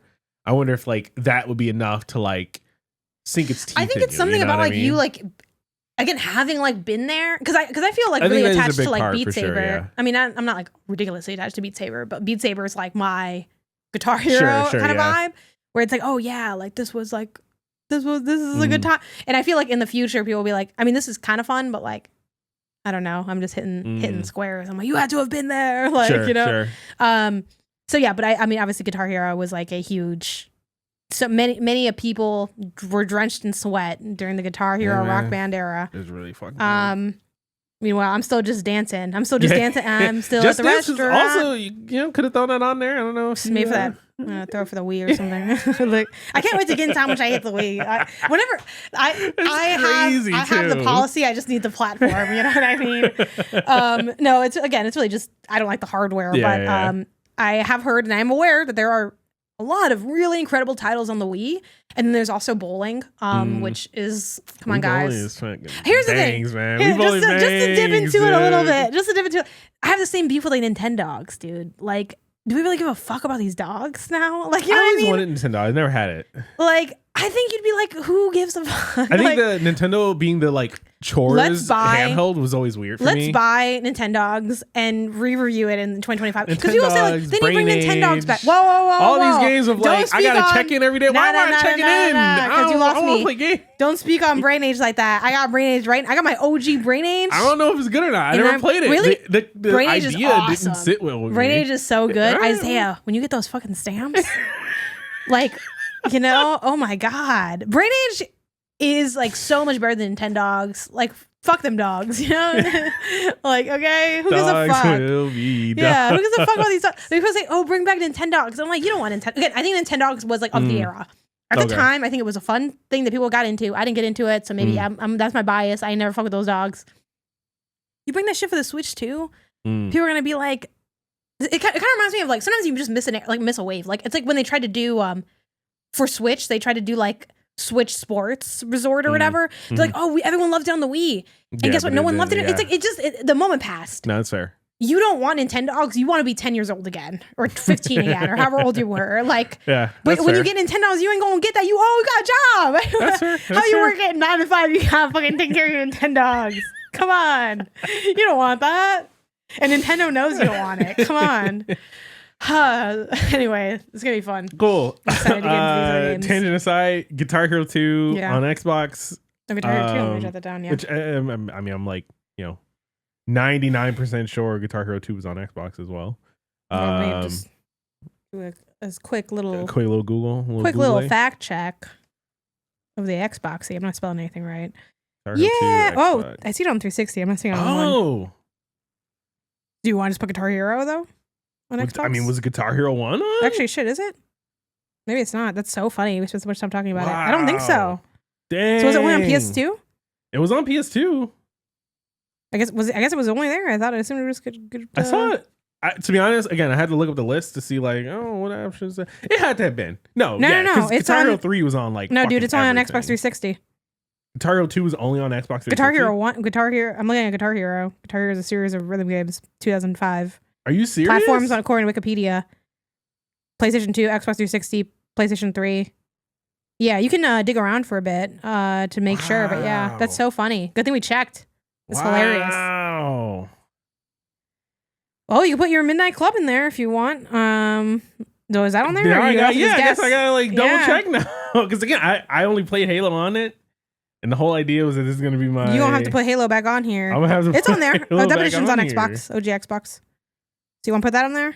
Yeah, you're right. Jeez. I guess Guitar Hero ain't never making this list then. I guess I don't know. Which honestly, like, I don't know. Don't be mean. Don't be mean. Don't be mean. Why don't you say what I'm thinking then? People will think it's nicer if it's coming out of your mouth. Nah, go ahead. I want I want you to say it. I want you to say it. I feel like you're gonna be like, to be honest, it really didn't even really deserve to be on the list. It's not even deserve, but do we need it on here? It's not the worst. Yeah, I would think so. I would like it on here, but if we're only picking one per console, are we going to sacrifice what another about Just game? Dance then? Is Just Dance on it? I feel like we need like a rhythm game or something. You know what I mean? Why? Because society told you to represent. This is representation. We're building a time capsule. Representation. People are in their living rooms dancing and jamming out. It needs to be preserved. If we Thanos snapped that out, we wouldn't miss anything out of console Kelsey would landscape. never allow for this. The case about history. Yeah. She'd be like, I don't care about Just Dance. No, I don't know what Kelsey thinks of Just Dance. I like Just Dance. I've danced a lot. I play the game a lot, but also Just Dance even on Xbox. Damn, so, fuck, I guess just Halo. Shit. You want to put Halo on there? Yeah. So no dub edition? Damn. You just put an OG Halo? Yeah, let's put Halo on there. Effort. Yeah, boom. Halo made it its way back. That's crazy. Can you say something nice about Halo though? Because I feel like all we did was just, this is like not our best look for Xbox. I got an Xbox later, so it's just like I didn't have an Xbox One at launch. I actually had the Xbox One after the OG Xbox. Sorry, to clarify, yes. I think I had the OG Xbox. I think I got an OG Xbox after I already had like a 360. Like it was kind of like a garage sale kind of thing, and I was like, oh, you know what? Sure, let me pick it up. I like the 360. Play some games. Blah blah. Damn, man, yeah. No, Halo's fun. I actually really like the story. Is crazy. He's like, you know what? Let me tell you about my good friend Halo. I really like the story. It was like one of those. By the time I got to like Halo 3 and was like, finish the fight and all this kind of stuff, I was like, you know what? Hell yeah, Master Chief, we're gonna fucking take the fight to them. We're gonna do it and everything like that. So I was all with it. It was just one of those things where it's like I just got to it so late that like all I'm a bit of a Master Chief myself. No one was talking about Halo 1 by the time I got to it. Right. And so I was like, all right. Yeah, all right. Well, here we go, ports. folks. It was hard to get ports. Okay. Yeah. Just a quick double check. GTA for PS2. What do we want to go with? Vice City? ? I'm fine with Vice City. Do you prefer San Andreas over Vice City? Because I'm leaning you towards the one of the two. Of those two, I think people say San Andreas was better, right? I think people say that San Andreas got better. San Andreas had the cool thing where it's like, if you eat a bunch of cheeseburgers, you can get fat, and if you like work out a lot, you can get really fit and everything. Yeah. And that was pretty cool. But San Andreas also had the like at the time really shitty like plane missions where it's like you either have to like fly this remote control plane or even get in a real plane and fly. I don't remember. It was fucking stupid. I didn't like it. I played it in the remake, but it was fine. I think Vice City is a like. Vice City kind of has like my biggest nostalgia pull, Yeah. but it doesn't mean that it's like better. You know, I would It's say just kinda Vice like, City. I feel like you can't. I say let's go Vice City. You pick a old GTA, you can't really go wrong. Like GTA is. Although more it's- memes came from San Andreas with CJ. Yeah. Follow the damn train, CJ. Again, I got Samuel Jackson replay on there. that It was really good. I didn't really like. I remember Vice City a lot more. I don't even know how much I played of San Andreas. I'm sure I played a bit, but it's been so long. Okay, now rereading what we have for this episode. Mm-hmm. For the N64, we got part 2. We got Super Mario 64. Yep. PlayStation, we got Metal Gear Solid. Yep. GameCube, we have Super Smash Bros. Yep. GBA, we have Metroid Fusion. Yep. PS2, we have GTA Vice City. Yeah. And Xbox, we have a lot of apologies to the Xbox community. We could swap them. We're living and we're learning. No, we could swap things. San Andreas, I believe, was on Xbox. It would free up the PlayStation slot. I mean, I think Xbox. I'm fine. I'm joking. I think Xbox has been through enough today. I think they tried to erase your history, and it turns out you didn't have as many ports as we thought you did. Yeah. So, yeah. Halo. Again, when you had an Xbox, you had Halo. You were legally obligated to have played Halo if you had an Xbox. That is true. That was the first thing I played. My friend had an Xbox. It was the Mario of Xbox. Like my friend had an Xbox. That like my best friend when I was a kid, and I was like, there. It's like, oh, you want to like play some of the Xbox? And I said, sure. Played a couple seconds, and I was like, you want to do something else? I was a kid, so we like went and played outside or something. I like was like flying around, and I'm like, this is kind of like hard to do. I don't know. It's kind of not really. I was used to running and jumping everywhere, so I'm like, what's going on? I gotta fly this thing. I was like, I don't know. This feels like I'm out of my element here. Yeah. I'm used to cartoon. You're kind of going sci-fi. Yeah, yeah. I'm more of a Mario man myself. I will say though, I think this really means that, and just getting ahead of myself, whatever you want to call it, I'm probably going to be gunning for some non-shooter stuff in later Xbox I would love to get a consoles. driving thing in there, and I care more about driving than I do about You know what? fake instruments and Paradise dancing. is a better racing game anyway, so we got room for that. Yeah, more arguments more consoles to be dragged. Hopefully the 360 gets some. You had a 360, right? Yeah. Okay, thank God. Again, a little bit after the fact as well. Yeah, we need to beat these anti-Xbox allegations because it's not. I've had every Xbox console. It's just and hated all of them. Some Hated got on played all more of them. than others. I can't say the same about Nintendo. Yeah, I didn't have a Wii U. Yeah, not a lot of people did. Yeah, a lot of people did. You know, it's okay. I got the Wii U when no one got. I pick it up in my arms. I said, "It's okay, baby girl. I got you." All right, so that's our gaming time capsule. I'm guessing that we'll keep going with this. We have 3 more legs to get through, which we probably will have to have as their own little pieces. Maybe we'll to switch it up, or to may add depending on time. Maybe next time we do this, we can still get in some like what we've been playing or something. Yeah, that'd be fun. Hopefully, you guys aren't getting bored of these, but we really like making them, and it's a lot of work to I think lay it all out there. Yeah, it's a fun chance to go through our history as well, which is always nice for sure. And now for the not game section, we are going to be talking about sports. Specifically, we'll be getting into us seeing our first Lakers game ever. Hell yeah. Which we got to watch from a suite, which was pretty wild. And we will also be talking about Goalchella, which is actually more known as the Coachella Valley Invitational is the official name, which goes over some games in the preseason of MLS and the NWSL. Which is like the women's league. So that's what we'll be getting into. Let's start with the Lakers game. Again, first time going to the Lakers game. I think that was my first time in crypto at all, I think, actually.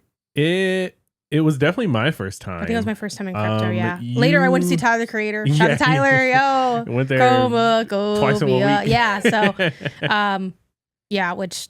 I don't know. I might give a nod to that later. If we have extra time as a bonus, I'll talk about Tyler, the Creator. It was a good concert.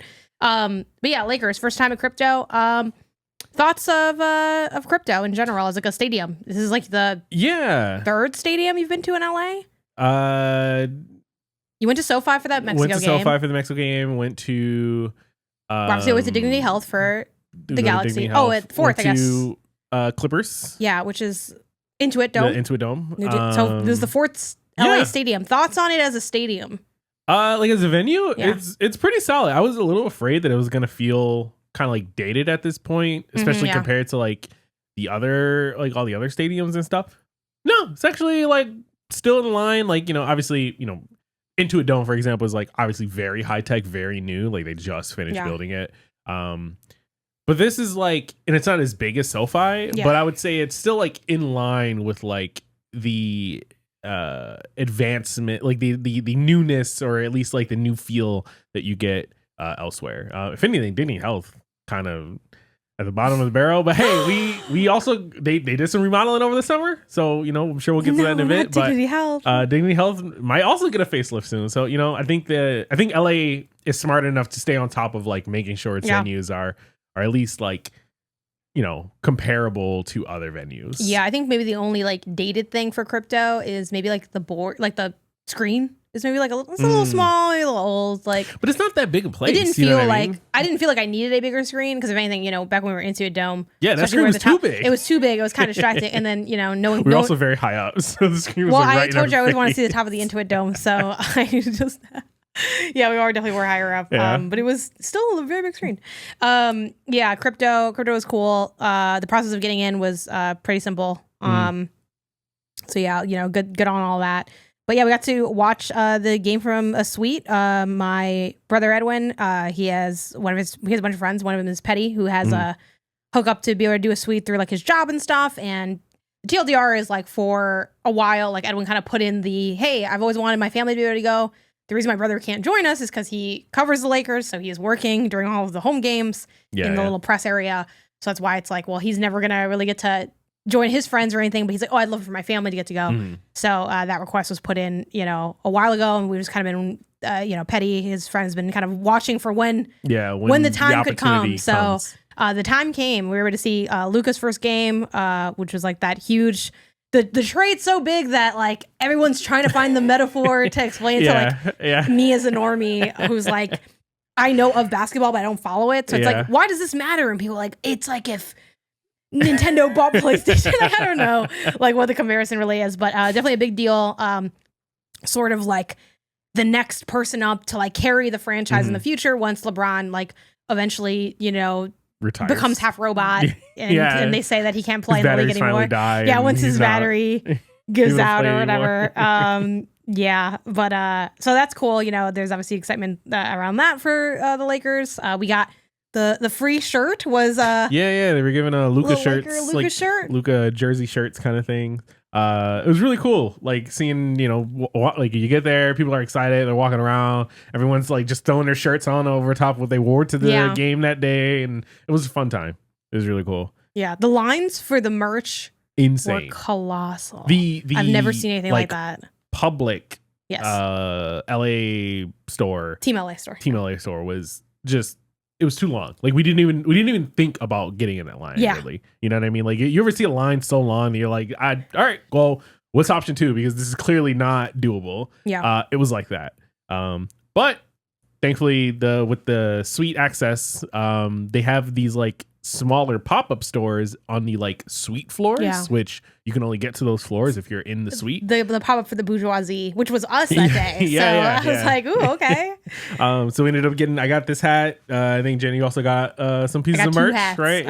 Yeah, which like shout out to Kelsey. I know our wearing challenge is supposed to not be buying stuff, but Kelsey's a fellow sport, so she like kind of gets it. She's like, oh, you know what? That doesn't. You're right. It doesn't count. I was like, thank you, Kelsey. I knew you'd understand. She's out here buying all that Mets gear. But yeah, I bought 2 hats, just like baseball cap style hats. I got like a traditional purple and gold one that I'm wearing now in the podcast video version. That's like corduroy. This one, I feel like you've warmed up to this hat. Maybe not. No, it's like too old. What's the problem with this hat to you? It's too old looking. It looks like that. Like 90s vibe. Dad, which is not bad. It's just not what I would go for. Yeah. I also really like the hat that you kind of picked out for me, which is I don't have it on me, but it's, the other one that you got. Yeah, it's like a baby blue with like the Lakers logos, pink, and the pink and blue like contrast really nicely. But now that I'm getting more into the sports world, I have learned that when you get merch for a team, you want at least one thing that is explicitly that team. Yeah. Like the home colors. Yeah. And the reason that this is the case is because I've realized like over time, especially if you don't have like a million pieces of merch and you want to go to a game, you need like an easy pulls to be like, I'm representing like the Lakers today. I'm representing the LA Galaxy. Like, one of my issues with my Goalchella outfit or whatever, it's like, it was so hot. I could only wear a hat. And the only hat I had was just like a white cap that like in really tiny font says LA Galaxy. And like no one knows it's a Galaxy hat. Granted, it was so hot, the white hat might have stayed anyway, whatever, right? So I'm like, okay, let me get ahead of that. Yeah. I got all my Lakers stuff now. Like, boom, I got my Lakers hat.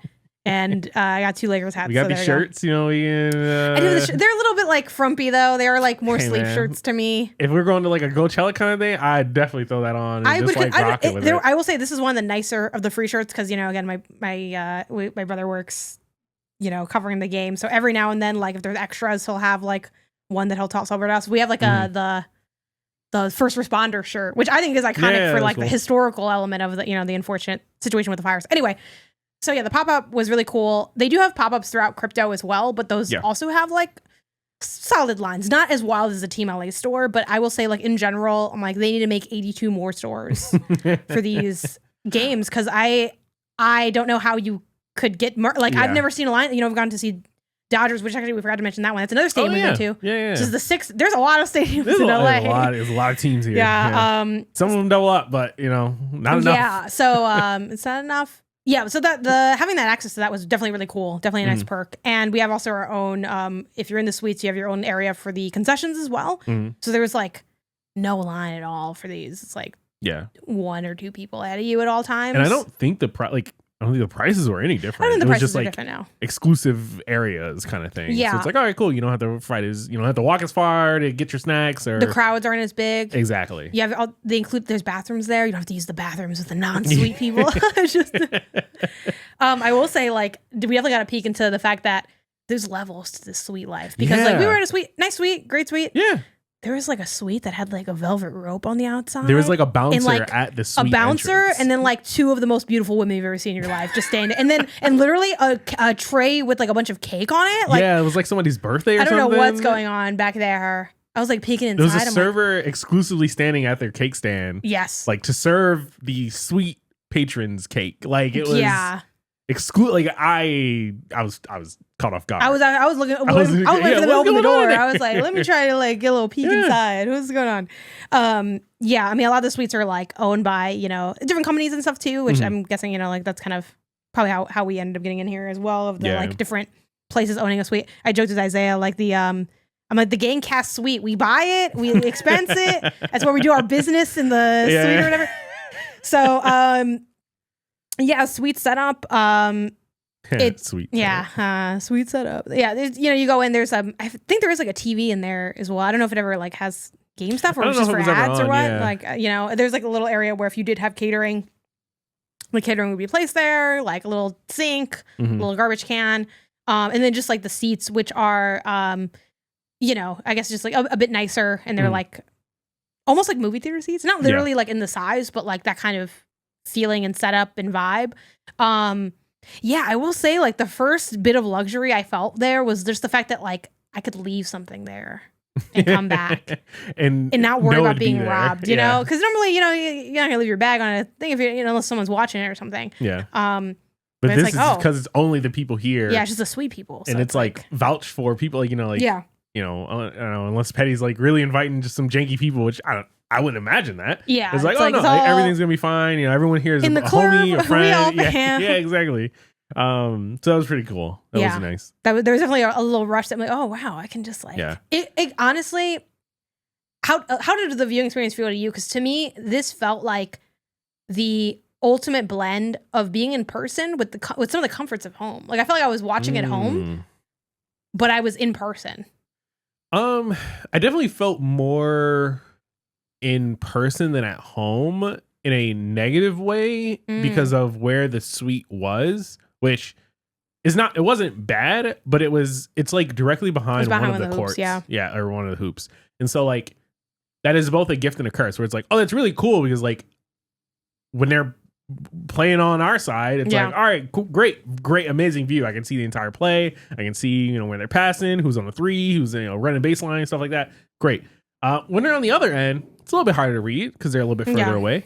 But it's unique in that it's not that center court view, which is like what you get when you watch on TV and stuff. So like it felt unique enough that like, okay, no, like I'm in person. Like I don't get this view anywhere else. Like this is cool. The other sort of like big pro is that the view of being in person, and I've realized this with soccer games too, it's like it just feels different seeing the players with your own eyes versus seeing them on a screen. And I think that where we were was still close enough and very well positioned enough that like it was cool seeing LeBron. It was cool seeing Austin Reeves, Luka, like these players who I see on TV and I know them on TV and I see them, pass the ball and run plays and stuff. Like seeing that in person hit different in person. Yeah. I also really liked from the suite side of things. We were also in the front. There's like 2 rows of suite seating, Yes. maybe 4 actually, but like we were in the first one. So it's like there's like a little bit of glass, like kind of a, what's the word for that? Not a barrier, but like almost like a guardrail, but like it was yeah, glass. it's like a little glass guardrail, but it doesn't go around the whole thing either. There's like it only covers like a little bit. So basically there was right in front of the stairs where it's like if you fall, you don't fall over the rail. yeah, so it was a really nice view in that sense because I agree with you with the it's never like the best to be behind either. Like in soccer it's a net, here it's a hoop. It's like it's always a little bit like there's a mixed bag of that, so that it always stands. But just like having pretty much like an unobstructed view otherwise is pretty cool. Yeah. Especially for me, I'm short, I'm only 5 feet tall, so one of these tall bitches sits in front of me, it's like I don't know, it's not that great. Yeah, or someone gets up or whatever. Also just like the spacing you have as well, where like we stand up and there's like nothing in front of us but that kind of railing. So it's like I can just get up. It's like I don't have to scooch by anybody. Like it's like that kind of thing felt like this is kind of nice. Yeah. Which honestly, low key, a little bit of a bummer because I always kind of thought suite viewing is just like you're just rich and you're like up there and whatever, and it's not even good. It's not even a good way to view the game. And I'm like, I'd like to view in the game from up here. I liked being up here. When I was up there, I was cool. Somebody. So I enjoyed it more than I expected in that sense because I wondered, especially basketball, the court's so tiny. I'm like, I feel like when you're not like right up against it, it's always kind of like a far out view in a way. I will say, I still think that, and this is less about the venue and more about the sport. I think now that I've started watching soccer more, I'm kind of spoiled that like these basketball games feel so short. 12-minute quarters. That's like a half. What do you mean? It's like a half of a soccer game. It's like, oh man, like more stoppage time though in basketball. You know what I mean? Which we missed like half of one of the quarters because it's like I was getting some food and I wasn't even, the lines weren't even that long. Yeah. So I'm like, man, if you're like just doing this regular, it's which granted we did lose. We saw my brother during halftime, so normally that's when we would have like gotten the snacks. So it's like I guess like you can make it work because when we saw the Clippers game, we like didn't really miss too much either. So I guess you just really have to be really perfect with that half when it comes to basketball. But definitely a quick game. But fun to watch. Surprisingly, parking was pretty good. I know we found just like a parking lot near the crypto.com arena and was like, all right, cool. A 5-10 minute walk over to get in, get out. It was really easy. Driving obviously in downtown LA is always kind of a hassle, but I would sign up for the same experience every time if I could. It was pretty chill. Obviously with it being Luka's first game, there was a lot of excitement around like it's Luka, like there he is. Even though he wasn't there like that much, but it's like even just us being there a bit early and he walked into the court and like the crowd was far from filled because like one, it was the game hadn't started yet. 2, this is LA. Everyone always shows up late in part because of bad time management and in part because of traffic. It is really hard. Like if you're not early, you're kind of late. That's why we always lean on being early. But like people just went nuts for like there he is, like he's breathing our air, and that's always really cool just to be like seeing the vibes. But then too, like at the end of the game, the confetti that appeared, I wasn't expecting that. I was like, oh, was cool. And again, we love the Galaxy, we love Dignity Health. We were there for the MLS Cup.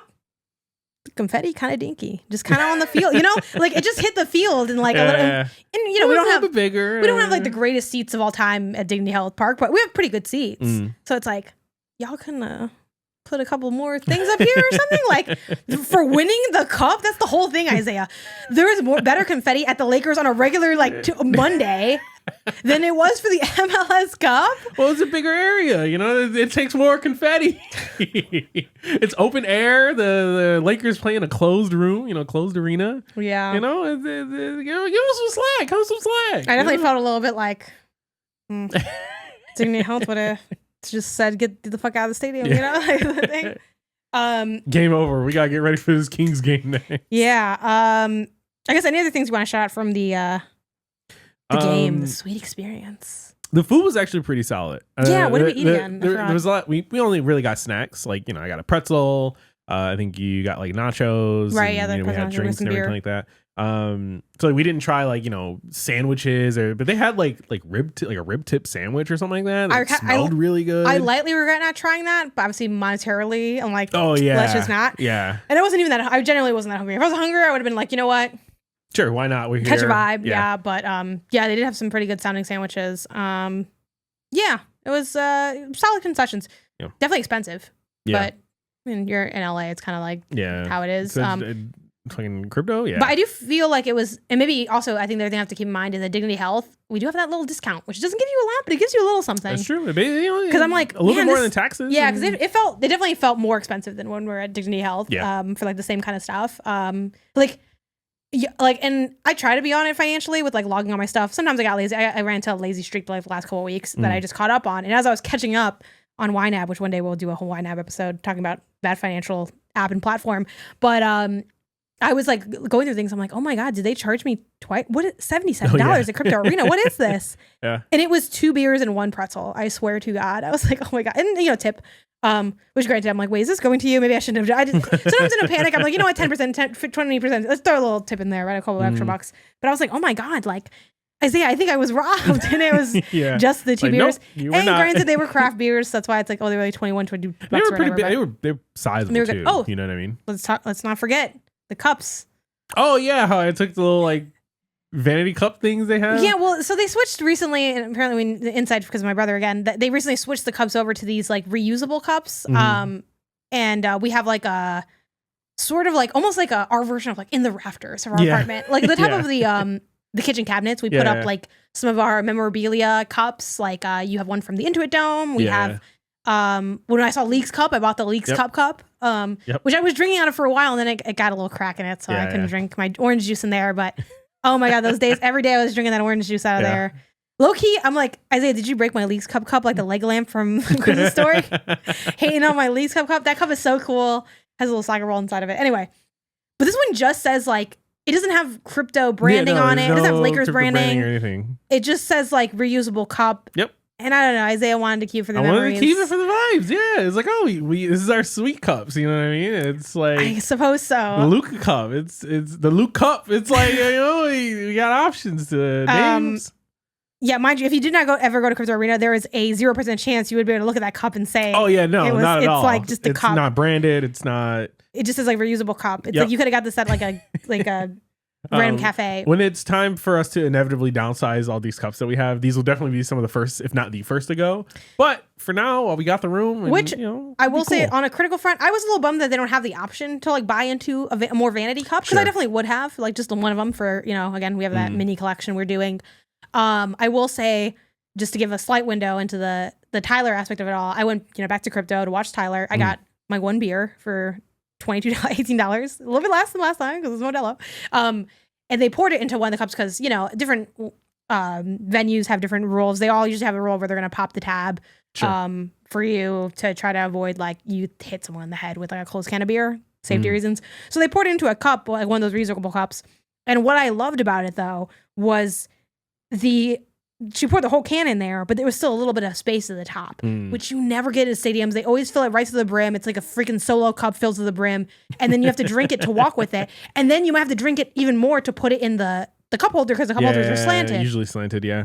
So I will say that was really cool. And obviously from an environmental standpoint, it does make more sense to have something like a reusable cup, which again, if you're not stealing them for your house like we did, you would just put them back in. Like when I had it at Tyler, I just put it back in. There's like a bin for put the reusable cups here.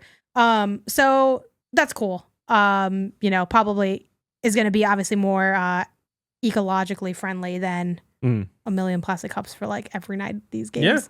So yeah, shout out to that. Than paper cups that like thin out or do any I was pretty happy with the plastic cup you love that they cup? gave us. I'm glad you liked your cup. They also, this is like a really small thing they probably just, I'm guessing maybe every game, they give us one of those little booklet things with the like information on the game and the players or whatever. That was cool. Little whatever can be a souvenir that's cheap, that's free, right? Besides the hats we bought, which is like the hats are regularly priced. Like it's just the food and the drink that's always like wild. Like the hat was like $25-$30 or something a hat.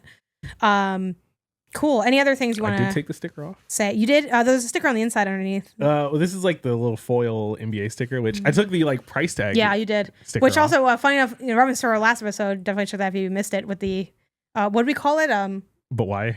No, we didn't call it. Yeah, it's why bro is what we call it or whatever. Yeah, the weird things we do or whatever. When you bought that hat, you're like, so what sticker do you want me to take off? Yeah, I don't want you to yell at me. Oh yeah, but I also lucked out with. Well, I didn't luck out because I bought it, but I had my Lakers merch. I do have a hoodie already. So like you bought the hat in part because you had nothing. Yeah. And I already have the hoodie, so I just bought the hats for the vibes because I'm like, you're buying a hat, I'm buying 2 hats. So yeah, one up me.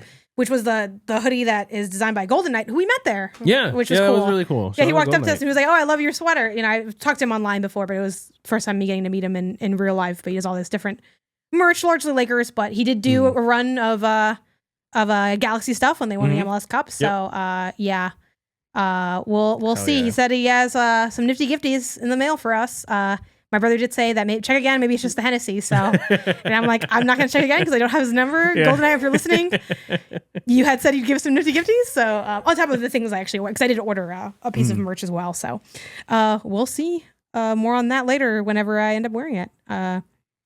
Goalchella time? Goalchella. So, yeah, this is officially named the Coachella Valley Invitational. It is the preseason for MLS and NWSL. And they do different days of just like kind of like all day matches. I feel like would be a good way to describe it. You know, all morning, early afternoon matches. You know? Yeah. The latest match on any given day is like latest like 3 p.m. or something. So you know, it's not like 12 hours or anything, but several matches in a day. Little like they're not tournaments because they're one-offs, but like little clusters of games. It's a festival. It's a soccer festival essentially, is what they turned it into, which is really cool. It was our first time going. I forgot when I first heard about the CVI. I don't know if you remember, like when if I introduced it to you. Yeah, or you introduced it to me. So yeah, but I was like, this sounds awesome. From LA, what is Coachella, like 2 hours drive? Like that? Yeah, about 2 hour drive, which Isaiah very valiantly drove all the time, backwards and forwards. Yeah, I was like, are you sure? Back and forth 3 times. I was like, are you sure you don't want to ask Edwin to like do any of those? You're like, it's like no. I got it. Yeah, you said Jesus need to take the wheel. I have it. I have the wheel. What were your high level thoughts on CVI? I thought it was pretty cool. When you get there, it is a little bit smaller than I envisioned in my head. Yeah. Like I thought it would be more like a carnival-esque kind of event where there's, you know, stations set up or almost like a bigger version of like a race pickup kind of.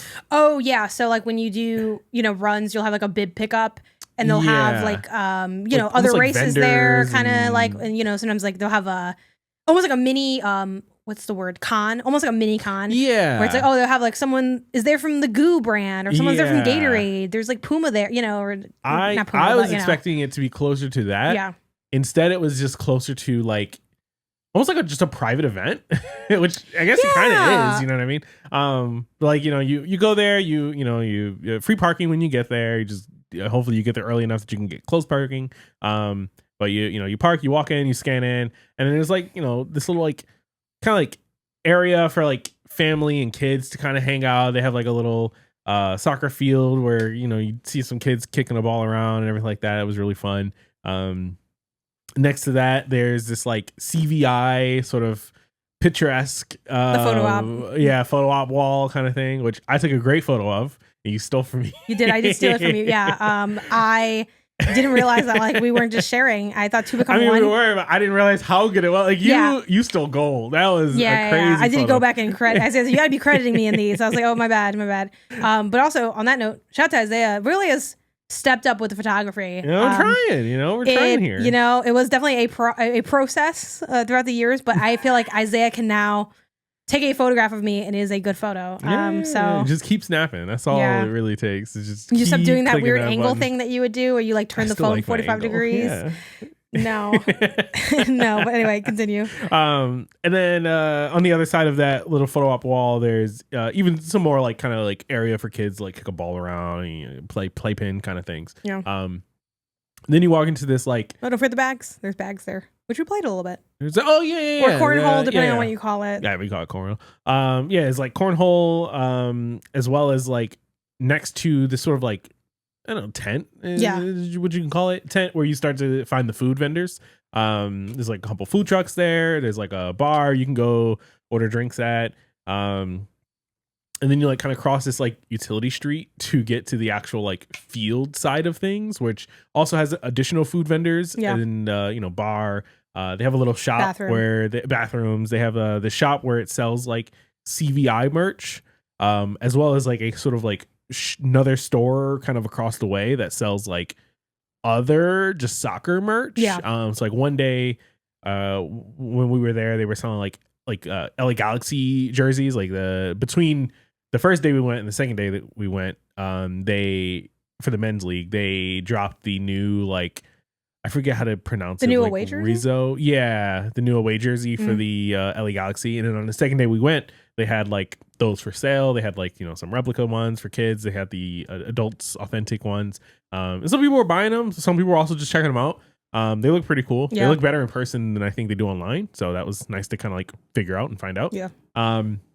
And then next to that is even just like just a general sort of jersey shop. Like literally just random soccer jerseys. Yeah. Like they were all like quote unquote real jerseys, as they were priced as a real jersey $100. But it was like they had like Yoshida from back when he played like overseas. Like they had his that's jersey. Cool. I didn't know that. Yeah. I think it was Yoshida. I'm 98% sure that's because Edwin had pointed it out, because my brother Edwin came with just one of the days or 2 of the days. 2 of the games. 2 of the days. So he was only not there for one of them that we went to. But and yeah, just other stuff like Messi from Argentina, like just random like throughout the world soccer jerseys, largely overseas. I would say I don't think I saw like a lot of like Liga MX stuff or whatever. So yeah, it's just like random kind of soccer. Like I think Dick's Sporting Goods vibes of just like soccer jerseys, like general. Still cool to look at, but nothing I was gonna like necessarily drop on, because I'm like, this is a lot of money for just like. Yep. I literally would be buying it because it is here, which I'm trying to avoid a little bit. But definitely was cool that they had that though. So that was fun. Yeah, and then if you walk past all the shopping and stores and food and stuff, then you actually get to the fields. And there were 2 sort of active fields that they would have games on, and then I think off to the side there's like a third field for like practice and warm ups and stuff. But most of the games, all the games, were on one of 2 fields. With like these like stand seatings kind of like in between. And then on the other end of the fields is where the VIP section was, which we did not go to because we didn't get VIP tickets. But we could see that like, okay, they had like sheltered seating, and I think they had like probably their own vendors for food. Yeah, I think they drinks and stuff you can get. I'll look it up at some point while we're talking. You get a couple extra perks with like the VIP, but ultimately it didn't feel like it would be enough. And even having seen like glimpsed it, it didn't seem like really worth like the price, because what are the tickets a day generally that you would spend? I want to say it was like $20 or 20. Yeah, they're very 21, 27, affordable. Like I would say for like going to something. Yeah, that's a pretty, and you get a lot of games out of that. Yeah, like you get all the games that are played that day. Yeah, so I would say that's obviously money's different for everybody. I don't want to make assumptions, but I think it's a pretty good deal. We've seen a lot of families, which I think is not always obviously indicative to things, but like if. To be able to see families of like 5 and 6 kind of like come through in mass is like, okay, well it's priced accordingly to like have people come out and be able to bring the kids and everything like that. Yeah, I wish I could easily see what the VIP are. It's like you get like a drink ticket or something like that. I think it might even have like unlimited like here goes. Let's see. Fountain drinks. Includes preferred parking, so you get like a closer lot. You really don't need that. Shaded VIP bleachers. I will say it is a little petty to like have the everyone else is baking in the sun. And it got hot. It did get hot. It is hot. I know it's like, you might be thinking, oh yeah, of course you know how. I don't care how hot you think it's gonna get. It's gonna be hotter than what you think. Like it was, because I've been to Palm Springs before, but also the thing is, it's because you're directly in the sun. Yeah. And also like one of the sides definitely was hotter than the other. Like the I think field 1 was like the one we were mostly on. Like that one was a little bit hotter, and the other one like just because it's angled slightly differently from the sun. That was hot. Yeah. It was. You were cooking in that sun. So I'm like I kind of get it, because like, hey. I respect the hustle. You got to like offer something for VIP. Is sometimes that is kind of the thing, but it was a little bit like you definitely could have just put up a little. So you could have shaded these bleachers, but you chose not to. Yeah. I also, one thing I don't like about the VIP though, I will say, is maybe one day we'll try just for fun to see like, hey, maybe we do like it more. Maybe it is worth it. But my beef with the VIP is like the positioning. It's all the way on the right side of the field. I like being in the middle of the soccer field. So you can see both ends. Yes. You know? It's really far on one end, and it's really far it's so far, it's like partially not even on the field. It's like way down. Now, if they had VIP just like in the middle, but again, it's probably too hard to control because then it's like, well, how can I make sure no one's... So I get why it's where it is, but I feel like that's kind of, again, it kind of falls into that like, it's bougie, but is the view actually better? Now, maybe if I sit there, I'm like, you know what, actually, no, it's fine. I don't mind it. I think I would like to try at least it once one of the days just to see what it is. But that's kind of maybe with that. But yeah, you get VIP access to the lounge seating with the shelter. It says unlimited food and refreshments. Oh, that's cool. So that could be good. Unlimited food. The food wasn't crazy. It wasn't like the Lakers game expensive, bad, but it was close. But it wasn't cheap either. Basically, like everything costs at least like $20. Yeah. Like if you want to eat like a sandwich or nachos, or $20. you need a $20 to eat there. Yeah. To eat some real food. There's like $7 for like an ice cream that I didn't buy ever again because the bees started chasing me. Anyway, continue. Yeah, no. So it was really cool. We generally sat in the middle. All the games that we watched. At least the ones that like we really cared about. It was cool seeing the LA Galaxy team again. Getting ready for the upcoming season. I know we got a lot of player swaps and people out on injury and things like that. So it was kind of cool to see just the boys out there on the field again, kicking the ball around, having a good old time. The first game they tied. And then the second game, which I was more excited to see against the Chicago Fire, they actually lost. So yeah, I didn't throw up. I said I would if they lost, but I held it together. I was strong. It was, hopefully this is just, it's preseason. Everyone's warming up. They're learning to play together, things like that. Not too worried, but I am a little worried. Definitely not too worried, but I was embarrassed. I'm not gonna lie. I felt embarrassed. Cool. But at the same time, I also felt like that the Chicago Fire, which, quick reminder, I'm from Chicago, so I have seen the Fire. I would say I was a fan of the Fire. I think that's fair to say. I never got as into them as I did with the Galaxy. Obviously, we're very all in. We're season ticket holders, blah, blah. Super fun, great. I think of the Chicago Fire is like, this is your vaguely shitty high school boyfriend where it's like, oh yeah, did it mean something? Sure, but like what was I, 12? Like who gives a fuck? But it kind of has also that vibe of like, oh yeah, like how's he doing? He's still kind of a fuck up, isn't he? And it's like that's kind of because the Fire is like not a very good team. Yeah, so it's just like, oh, you guys won. Surprise there. So of course this is the time. Like I kind of like took it personal. I'm like, of course this is the time you win. Oh now you know how to stop a goal. Yeah. Wow. Where were you when I needed you, Fire? You were the I think their goalie did a great job. Which I don't know. I don't keep close track of the Fire at this point. I'm not sure if that's a relatively new goalie because I remember seeing them like last season and that was the Fire I knew for sure. Where I was like, we were watching some of the games. I said, Isaiah, like.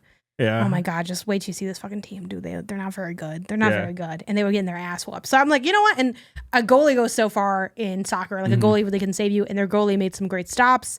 I think that's the reason that I wasn't too disheartened by the LA Galaxy loss. Because I'm like, I do feel like we had some really good shots in there. And it just didn't work out. Definitely still a surprise. I was like, guys, this is kind of sad. But nothing was as sad as what happened to... Who did they face? The Houston? Was it the New York Red Bulls faced the San Diego Wave FC? No, Wave is the women's side. Yeah, San Diego FC has a new team this year, and they went up against New York Red Bulls, who was in the finals against the LA Galaxy last season. Actually, wasn't it? Because this was Saturday, right? Let me double check that this is. Let me look into this because I think I see New York City FC going up against them. Yeah. Well, you said Red Bulls. Oh, but yeah, let me just do a quick search on there. But either way, it was definitely because they played a couple different times. So I'm seeing which one we saw. Sorry, you're right. They played also FC earlier, but Saturday, February 15th. Yeah, it was the Red Bulls. You're right. Continue. They new team, right? San Diego has not existed before. Yes. They beat the New York Red Bulls 6-0. Yeah, which is insane. It was a shellacking. Is incredible. And again, this is like the Galaxy, they were the team to beat. Like they were the top of the East, at the end of the tournament, at the end of the league. They were the ones. They've never won a there. championship. As one of the fans shouted at them while we were watching, they said, "You guys never won. Yeah, go ahead. Another year of failing, Red Bull." Yeah, it was a. You played so bad, your fans did turn on you a little bit. Yeah. Like there were people just starting to be like, one guy was like, "This team didn't even exist last week. What are you doing? How are you losing?" It was wild. Also, on the other end of the spectrum too, San Diego FC fans, they showed out. Yeah, that place was packed with San Diego FC fans. Yeah. I'm not gonna lie, I do like the colors too. I think their kit, their colors. We're sure not mixing them up with the Wave though, because no, I mean I like the Wave as well, but I also like their kit. The San Diego FC. And it's definitely cool to shout to a new team in the league. Yep. It's great to have the league expanding. That shows good sign. What is it? It's Issa Rae is a part owner of. Oh really? Yeah. Let me double check that. So cool. It came up on my social media explore page kind of thing. I'm dumb. I literally just Googled the same thing over and over again. I just typed in San Diego FC. Yeah, Issa Rae joined San Diego FC ownership group That's cool. as a club partner. So I am a little bit salty that they get Issa Rae. Not that I'm an Issa Rae stan, but I like her. Look, this is the picture. It's that's pretty cool. lit. Yeah. I ain't gonna lie. So San Diego's definitely they're coming there in. to watch. Yeah, big anime energy. The new kid on the block. Also, San Diego's not that far from us. I believe it's also a 2-hour drive or something, which is also probably why people from San Diego were able to come up here or whatever. But I would almost say it's guaranteed closer, easier, shorter to get to San Diego than it is to get to Goalchella. Yeah. So definitely new rivalry may be brewing, because I'm guessing our first game is against San Diego FC this coming Sunday at the time of us recording. Yep. Yesterday at the time of us posting the episode. So y'all are hearing this in the future. What happened? Yeah. I believe in my team. I thought it was our team. I believe in our team. Isaiah is a little bit. I'm a little worried. I'm a not little gonna bit lie. worried. We got a lot of people injured. A lot of sick boys. There's so much going against us and for them at the same time. They're a new team. They're scrappy. They're hungry. They got nothing to lose. They have nothing but it's their first high game ever bars to set for full game. Yeah. Real season game, not these little scrimmages. They're probably gonna come. The fans out. are definitely gonna be pulling up. We're on our back foot already. We got two big injuries. We had a couple trades, so we lost of the some. 3 killer P's. Yeah, we're down to 1 P. Yeah, Peck is I've been here the whole time, and y'all still don't have my jersey. I'm working on it, Peck. Someone Venmo me the money, and I'll get your jersey today. Yeah. Also, not that he's the greatest player of all time or whatever, but my brother did inform us that they do have Chucky Lozano, which is a striker from the Mexico national team, who was quite cool. I was like, oh, okay. So hey man. So time will tell. By the time you're listening to this, either congratulate us or sympathize with us. Either way, it's going to be a great game. I'm excited to see it. But other things from the from Goalchella, like we said, that covers the MLS, but also the NWSL. So we got to see some of the women's teams, because we went to the Saturday the 15th with San Diego, Charlotte, Portland Timbers, Red Bulls, Galaxy in the Fire, and then we also had. It was the next day, right? February 16th. The Angel City, Portland Thorns, San Diego versus Houston Dash, and Seattle Reign versus Bay FC. And we went to one other game before that, the weekend before, but that was still MLS, so just other teams. It was really cool. I like what I think is really great about this, and obviously it is very hot, so it's that's a little bit of a ding against Goalchella, just because it is really hot out there. But I think this is a great way if you're kind of curious about soccer. Yeah. I think it's kind of actually a pretty good, hey, why don't you just come through to Goalchella, because it's a fun little activity. You can still get your fun snacks and treats if you want to just hang out and chill. Yeah. And you can see a lot of games and a lot of teams really quickly, which I think is fun to sort of get to know the league. Obviously, again, it's still just preseason, so again, the Red Bulls are not you would think the Red Bulls are trash based on that. They're not a trash team, but so obviously there's it can swing in extremes. Yes. Or even just we saw Angel City, and they won their game, but they did not play well. They looked real bad out there. Their teeth.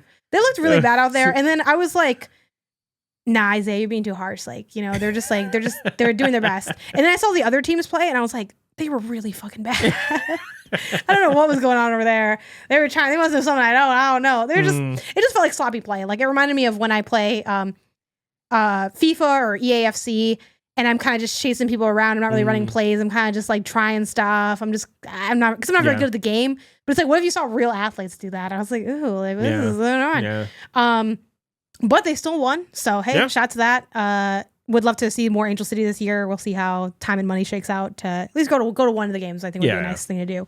But yeah, I got to see San Diego Wave. That was fun. Obviously, a lot of Wave fans were out there hanging out.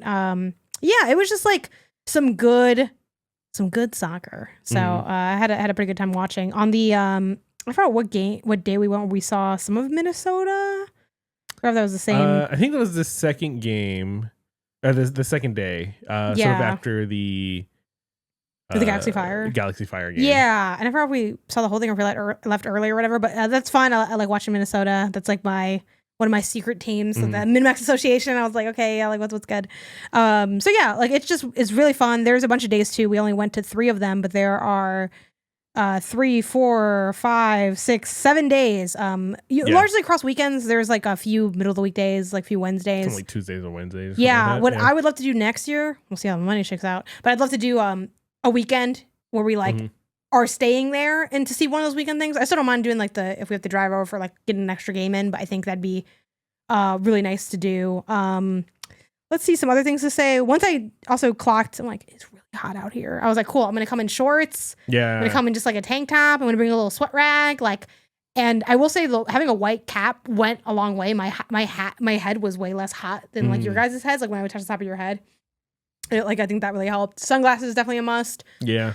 But yeah, like once I knew what I was working with, I was like, okay, I think I can the heat is manageable. I think this is the worst experience we've had or what we will have. Yeah. And even then it wasn't bad. I think it's just only going to get better from here because we'll learn more, bring our own waters and have our own snacks and do this and that, just be a little bit more informed going into the future. Check your snacks like that. No, they don't really check the bags. No, it's not really, no. Obviously you can go through a metal detector for like safety stuff, but you're allowed to bring in closed water.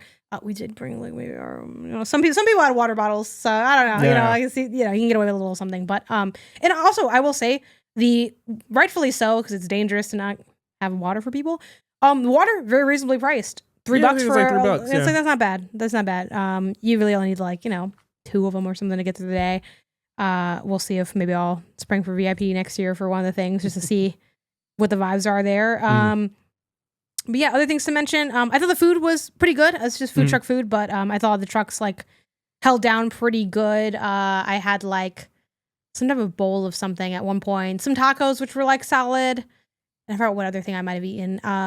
They had a hot chicken sandwich. Yeah, I tasted a little bit of that. That tasted good. If I would have gotten there the third day we went, I would have eaten that. And then you had I got the quesadilla and loaded fries. Yeah, the loaded fries are really good. I really liked your loaded fries. Yeah. The quesadilla, it wasn't mine too. But I thought the quesadilla was, but I don't like quesadillas that have meat in them. Yeah. I'm like, what's going on? Are you a quesadilla? Are you a taco? Let's just be a taco. If you're gonna be a taco, I don't know. Yeah, that's basically it. They have beer and mixed drinks and stuff, but I only got I think I literally only got water. I got water and the Powerade, off-brand Powerade they had. Yeah, I don't think I ever got a beer while I was there. I'm it's hot. I'm all right. And I just didn't want to get tired. Yeah. I'm I don't know. I was it's fine. But yeah, that's cool. I did get an ice cream, which I got chased by that bee, as I mentioned earlier. So ice cream was an L for that. Never again.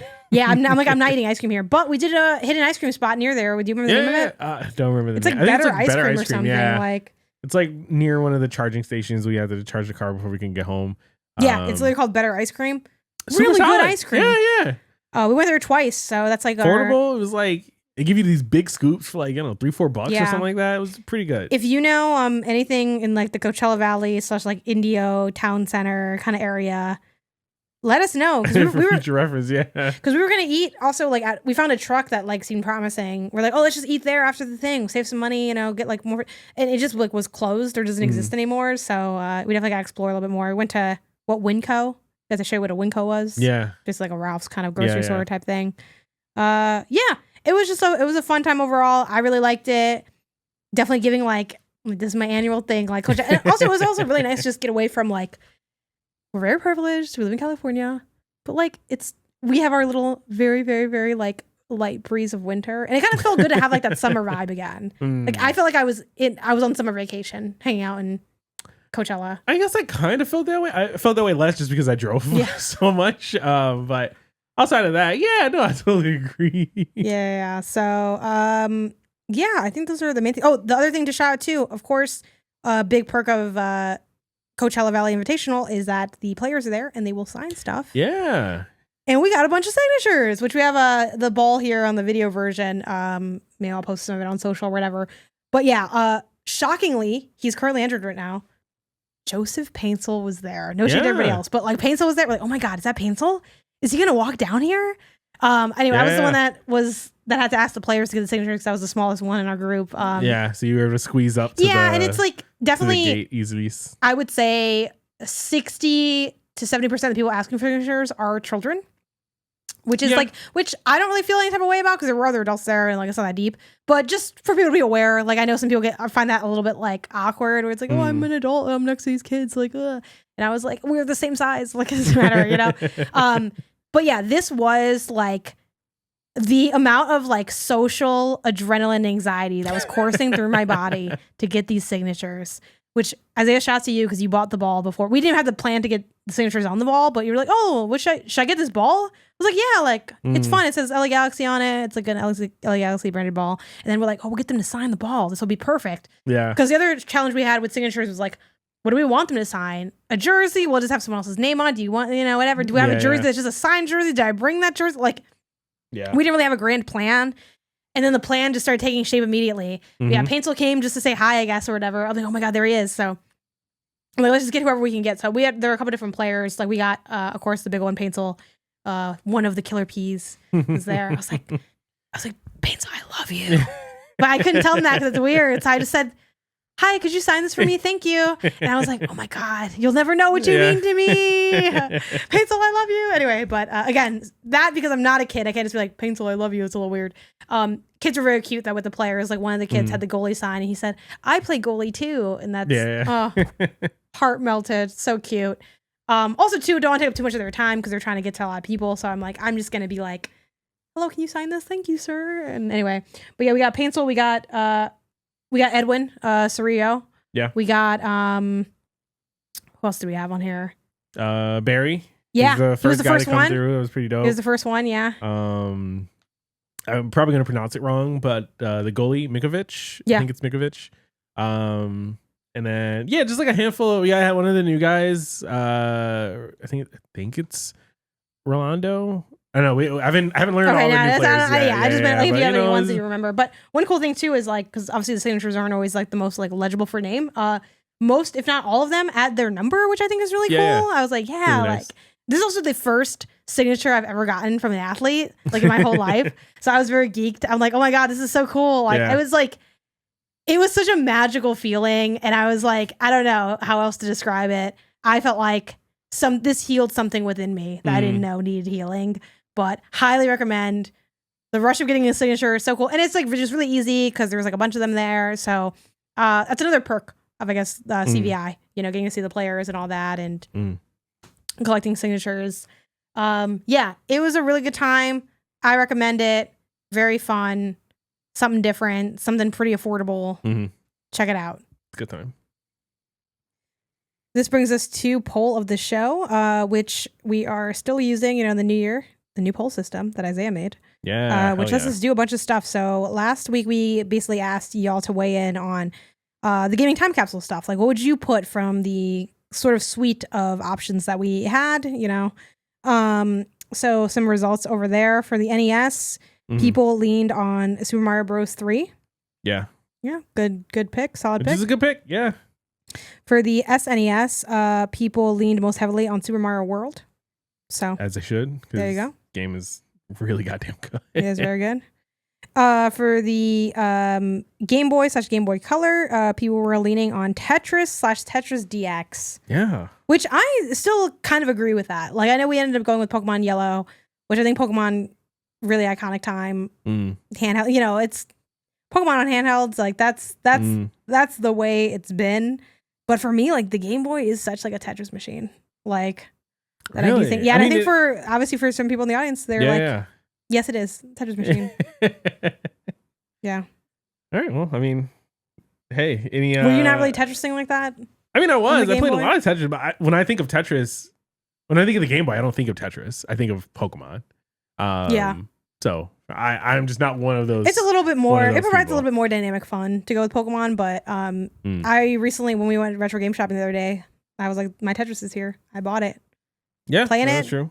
Been having a great time. I will say though, if you combine the Pokemon, because we split the vote. Yeah, we did. Yeah, with the Pokemon Yellow and Crystal being like separate ones. If you combine both of those of just like Pokemon versus Tetris, then it's a lot closer. It's like a 50%, 40% kind of thing. Yeah, so. You kind of can't go wrong. And yet, some people probably think we did. So I don't know. And then for optional, we had just anything else you'd like to share. And people did take some time to write in, which I appreciate. It's fun to have some little stuff. So I do like reading them. We have, if y'all like Tetris, maybe check out Apotris. Had no familiarity with this. It's a GBA ROM that offers all the nice additions later Tetris games developed, but still in a retro and lightweight presentation. I've got a little emulator device, and it's been great to get my reps in portably. Yeah. Did Alana write this? Keeps the Did Alana write this? Yeah, no, yeah. Alana with her Tetris machine that she plays on every day. It's like a vaguely like just a Tetris square that she got gifted from her boyfriend. Yeah, honestly, I kind of want to take a page from Alana's book and start playing Tetris every day. It's pretty good. Keep the mind sharp. The brain age of the now is just Tetris, daily Tetris. We have another one that says, can't believe Isaiah is the type of guy that leaves the stickers on his hats. I actually just want to lump all the Isaiahs together. Yeah, so we also had separately, Isaiah, you are so wrong for your weird food combos. This was from my burner account, obviously.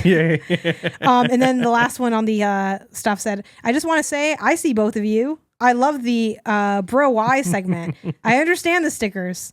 Now I'm curious to know mannerisms or habits the other have picked up that they haven't realized they are doing now. Oh, that's a fun thing. That's a really good one, yeah. Yeah. I feel like we probably have a lot. I think we do have a lot. We have to write that down for or cultural exchanges, basically, of stuff. Yeah. I'll have to mark that down. We also have the last kind of comment was, I only voted for the SNES category, voted NA for the other two because kind of depicts something, didn't want to leave a blank.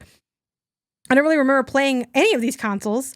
They were before my time. Understandable. Fair. I know we owned this game, Zombies, on SNES, though. And I vaguely remember watching and maybe playing it. You can look into that. Oh, man. So I read the rest of it. I'll be more active in next week's poll when he gets the N64 and the PS1. Hell yeah. I remember playing a few of those games. I remember Zombies. And I wonder Zombies Ain't My Neighbor. if they will be similar to y'all's picks. You said Zombies Are My Neighbor? Zombies 8. 8 My Neighbor. My Neighbors. Can you see the genre? Like, what style of game is this? Let's see. Yeah, I'm not as familiar with this one. Cool shout out, though. LucasArts, really? Oh, fun. I feel like they were that. so dominant for a while. It's classified as a run and gun kind of. Okay. Like arcadey kind of game. I added the thing to the ideas list. Hell yeah. Thing. So we'll have that in there. But yeah, thanks for adding your comments, y'all, and excited to see what people think of for this week's episode and what they end up going with. But yeah, basically same format. I don't know if you want to give a brief shout out to what it's gonna look like, the poll. So yeah, as always, you can vote on this week's poll at gamesandnotgames.com/poll. And let us know what you would choose, given the options that we brought, as well as the option to write in your own suggestion. Remember, as a recap, this week we went with for the N64, Super Mario 64, for the PlayStation 1, Metal Gear Solid, for the GameCube, Super Smash Bros. Melee. For Game Boy Advance, we went with Metroid Fusion. For the PS2, we went with GTA Vice City. Kind of had to just pick one of them. And then for the Xbox, we went for the Xbox OG, the original Xbox. We went with Halo Combat Evolved. So let us know what you think about our choices there. Let us know if you would have chose something differently from our pool, and let us know if you would have chose something just differently in general. You can always write in your own answer and let us know what you think. Nice. So yeah, that is it for this week. You can send us your questions and topics to the email inbox at gamesandnotgames.com. Of course, you can always add to just the poll as well if you want to do it there. You can follow the podcast version of the show on Apple Podcasts, Spotify, Pocket Casts, and anywhere else you get your podcasts. If you enjoy the show, be sure to give us that 5-star rating. 5 stars. 5 stars. And if you're an audio listener, remember that you can get the video version over on YouTube at Games and Not Games. If you like the video, be sure to leave a like and a comment, as it helps us get in front of more people. Give us a follow on social media. We're on everywhere at Games and Not Games, mostly BlueSKy and Twitch, I think, at this point. But if you're somewhere else and you want to see us there, let us know. Until next time, gang. Gang. Peace.